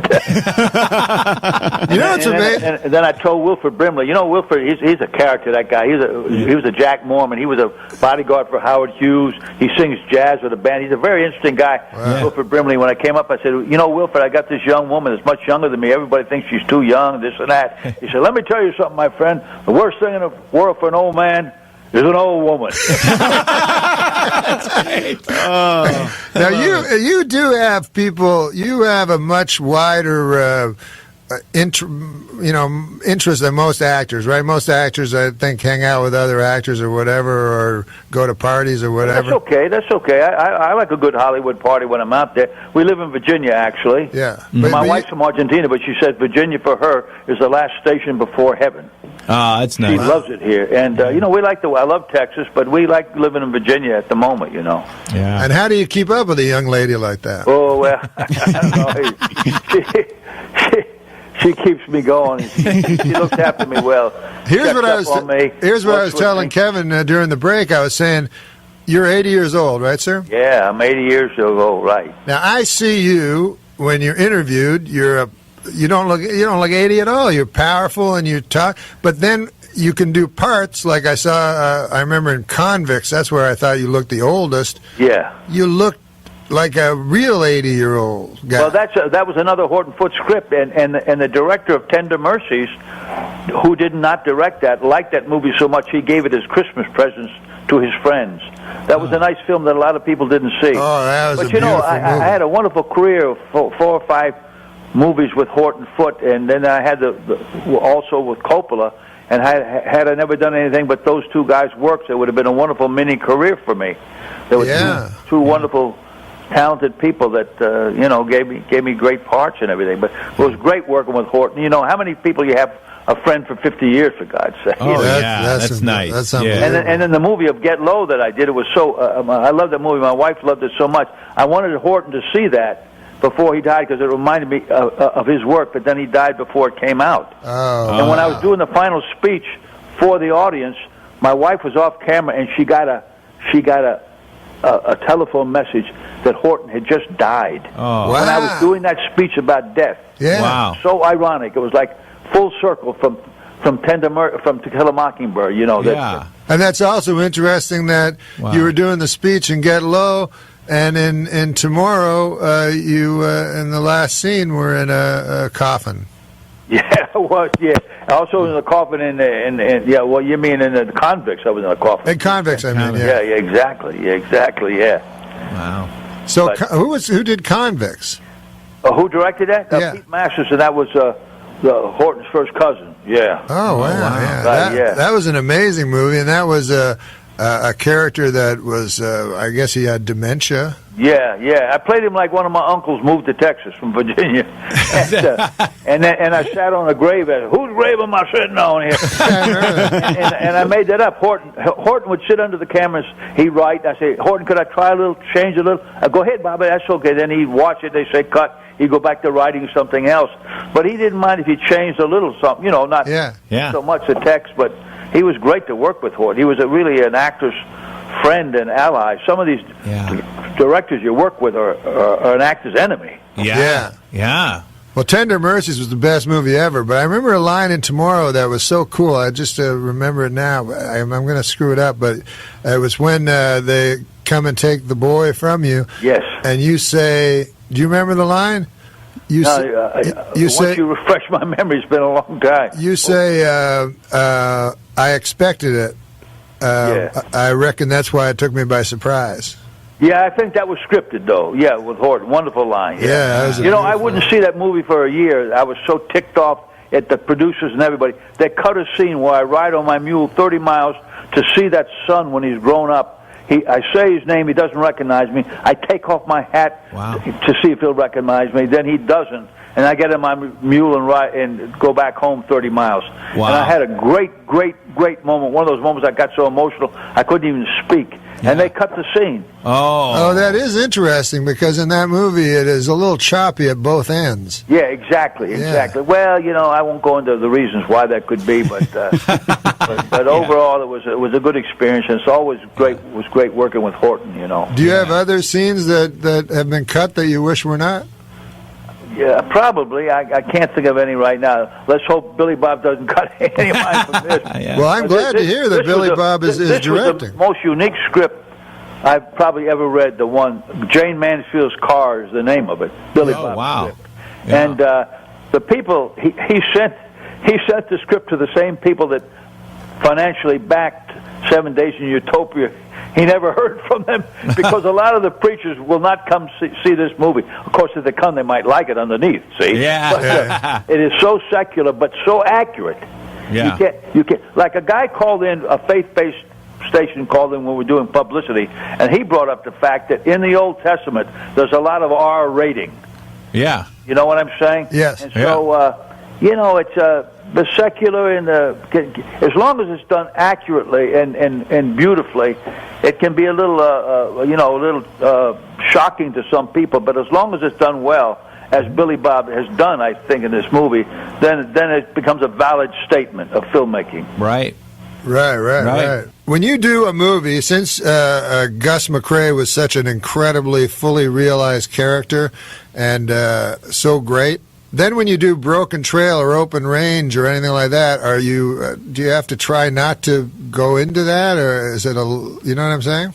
What do you mean go into it? Well, is it a tough thing to try to match that because they're similar characters? Well, similar to a point. Yeah, they are. I actually feel that if you looked at Broken Trail in its entirety, I think it was better made than Lonesome Dove. Really? I mean, Lonesome Dove's my bad, but it's right up there, and and somebody said, this and that. It's not a faith-based movie, but it's a wonderful movie in that these guys saved 5 Chinese girls from servitude and prostitution. The original script, and it was really nice to make. But like with Lonesome Dove, you get 7 hours to develop a character, And a lot of actors won't do TV because you do TV in your career and you try to get out of it to get into features. But then once you get a certain leverage, you'll go back to do something like Lonesome Dove or Stalin, in television. And television can be great. Yeah. Still action and cut. I mean, you're playing characters. So, but you do have sometimes more time to develop a character. And westerns are my favorite movies. They always go like westerns are dead, and then a western. No, goes they're back not and it's dead. great. People say that, but people always look for them, and they're always doing them. There's a flux of a bunch coming back for TV now and everything. There was a great western a couple years ago about with a big long title. Remember that movie, Kevin? The Coward. The Coward. Jesse James and the Coward. Yeah. Oh yeah. It was interesting. Did you ever see that? Yeah, I thought it was well done. Yeah, I thought that was amazing, and they had no music. The guy did good playing Bob Ford, but Lucas Black would have been terrific too. Boy, he would have been great playing that part. Yeah. No, I like some of what Brad Pitt does. Did you ever see him do the movie Snatch? Oh yeah. He was fantastic. He was fantastic playing that gypsy. Because I know a little, but I directed a movie once called Angelo, My Love, where I only used one professional actor, and all the rest of the actors were American gypsies, and they were terrific natural actors. But Brad Pitt, I think, went up to Northern Ireland and picked up that lingo. It was terrific. Well, thanks a lot, Mr. Duvall, for all your time. You're awesome. Thank you, Mr. Duvall. And say hello to Dennis Miller and tell him next time I expect to talk to him. What the? Dennis Miller Show.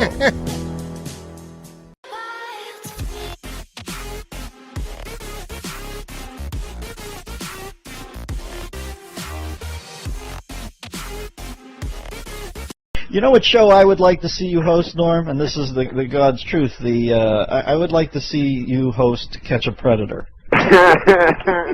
I see that as being a good medium for you. What's your thoughts on the To Catch a Predator show?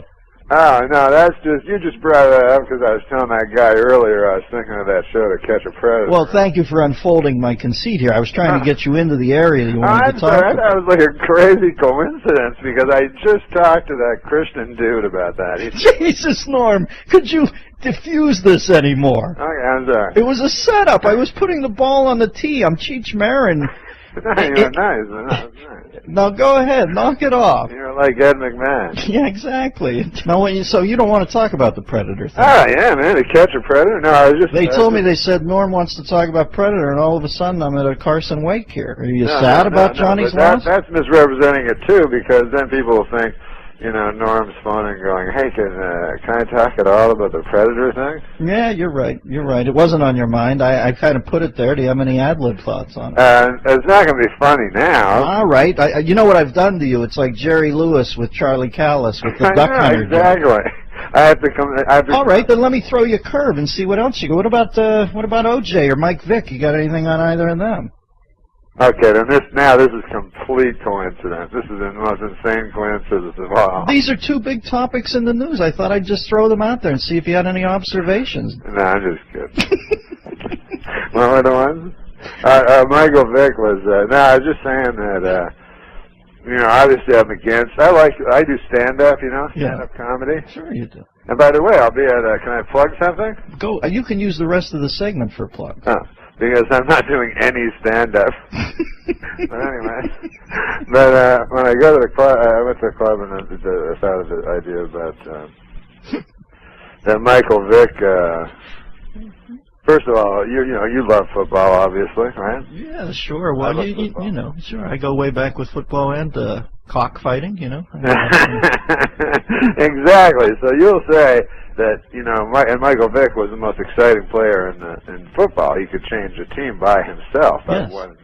Well, that's a solid observation. That's what's so sad. You know what I mean? Mm-hmm. The dogfighting's sad too, but if it was just some guy, that was played in football like a third-string quarterback, it wouldn't be that sad. So, but Michael Vick, obviously, it hurt him. It hurt his fans. It hurt the whole sport of dog fighting. So you think it's brought dog fighting down? I tried to say that like Drake. It's good.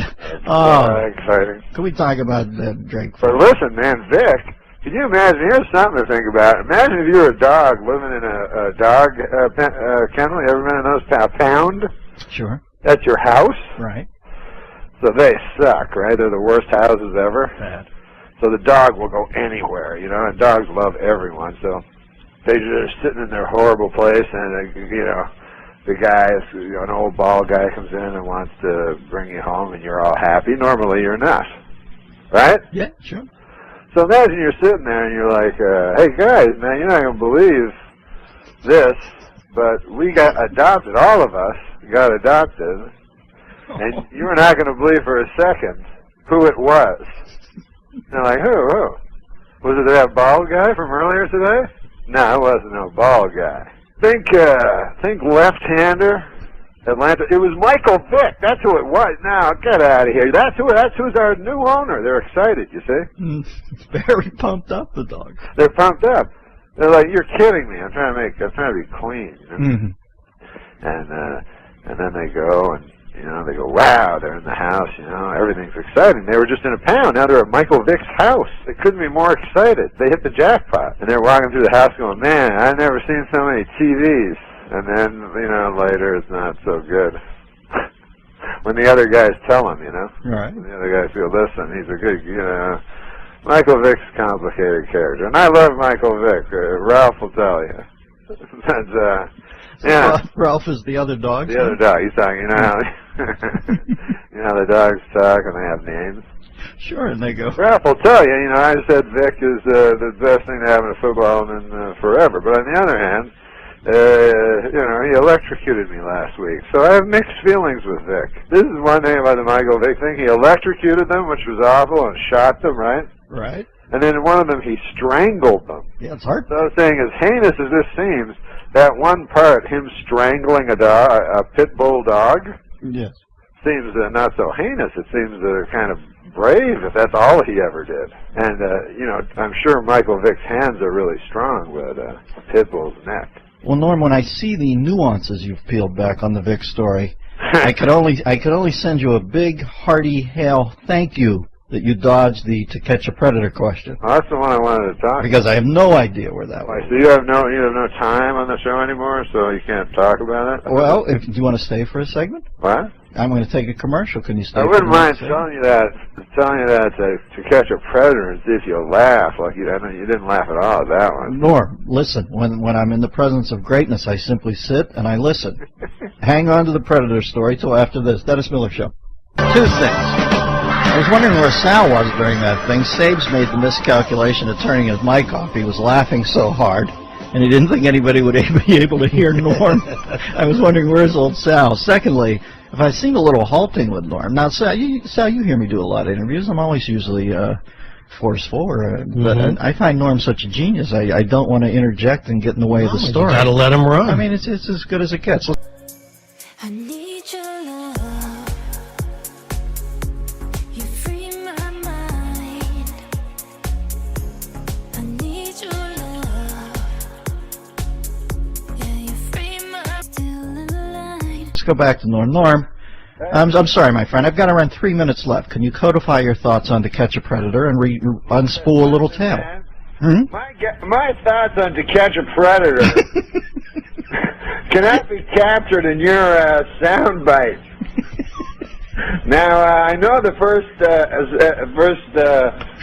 I don't know what the word is in radio.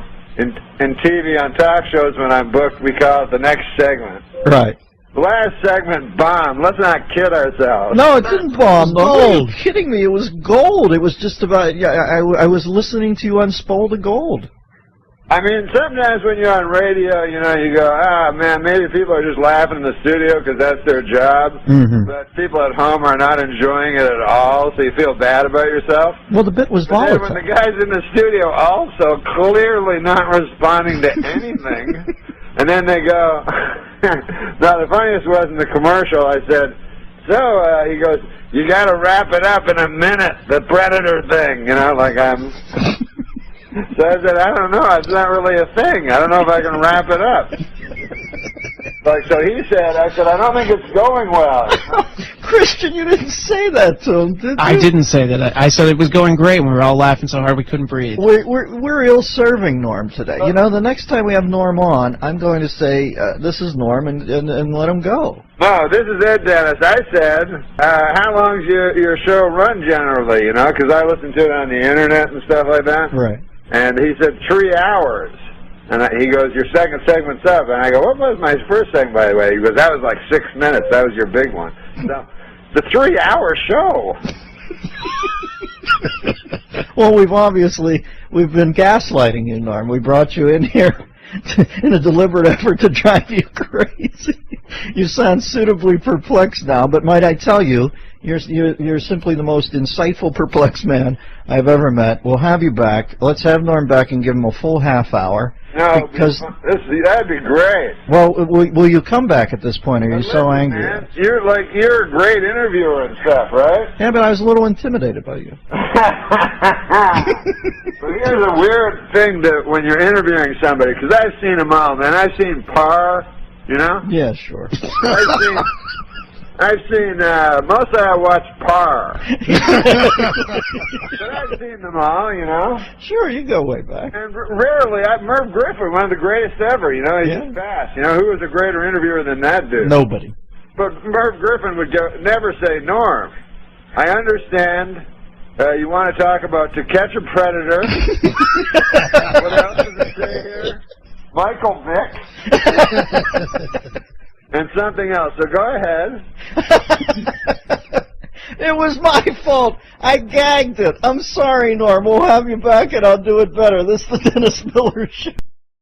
And I was tuned in one night, and I swear, didn't you say the F word or something like that? Yeah, I did one time. And it just completely slipped out? Yeah. Well, no, yeah. It's actually all the other words slip out. But not the... That word is very hard not to say. I don't know if you've ever... I mean, you guys work in the Fourth Estate. You know how hard it is not to say that word. Oh, yeah. Especially for it's there. time. It's right there. It's ready to go. I went on a rant about Easter, and I said the F word like 5 times the other day. Whoa! Yeah. It's pretty serious. All right, Norm MacDonald is with us on the phone here in the corner. That's downright dereliction of duty. What did you say? Daryl who? I said saying it 5 times is downright dereliction of duty. Okay. All right, calm down. You're getting violent with us. Last weekend in Washington, a new museum dedicated to broadcast jerk. What the fuck was that? Last weekend in Washington, a new museum.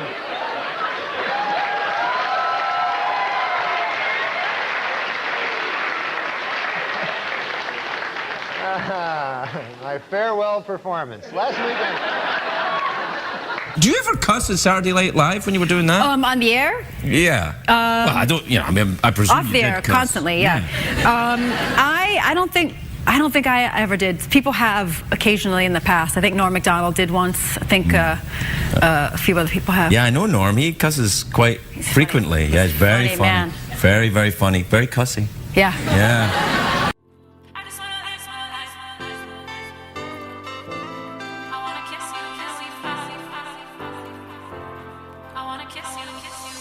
You told me that we should go our separate ways, but now you're back, begging for a place to stay. Oh, it's not right.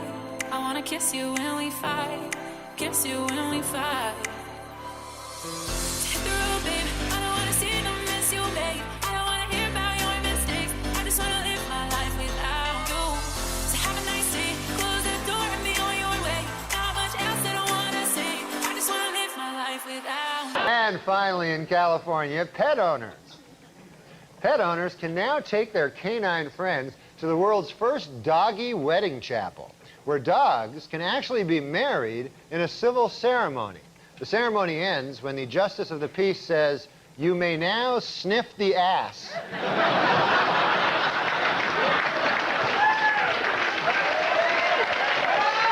right, folks. Maybe we'll see you next week. Good night.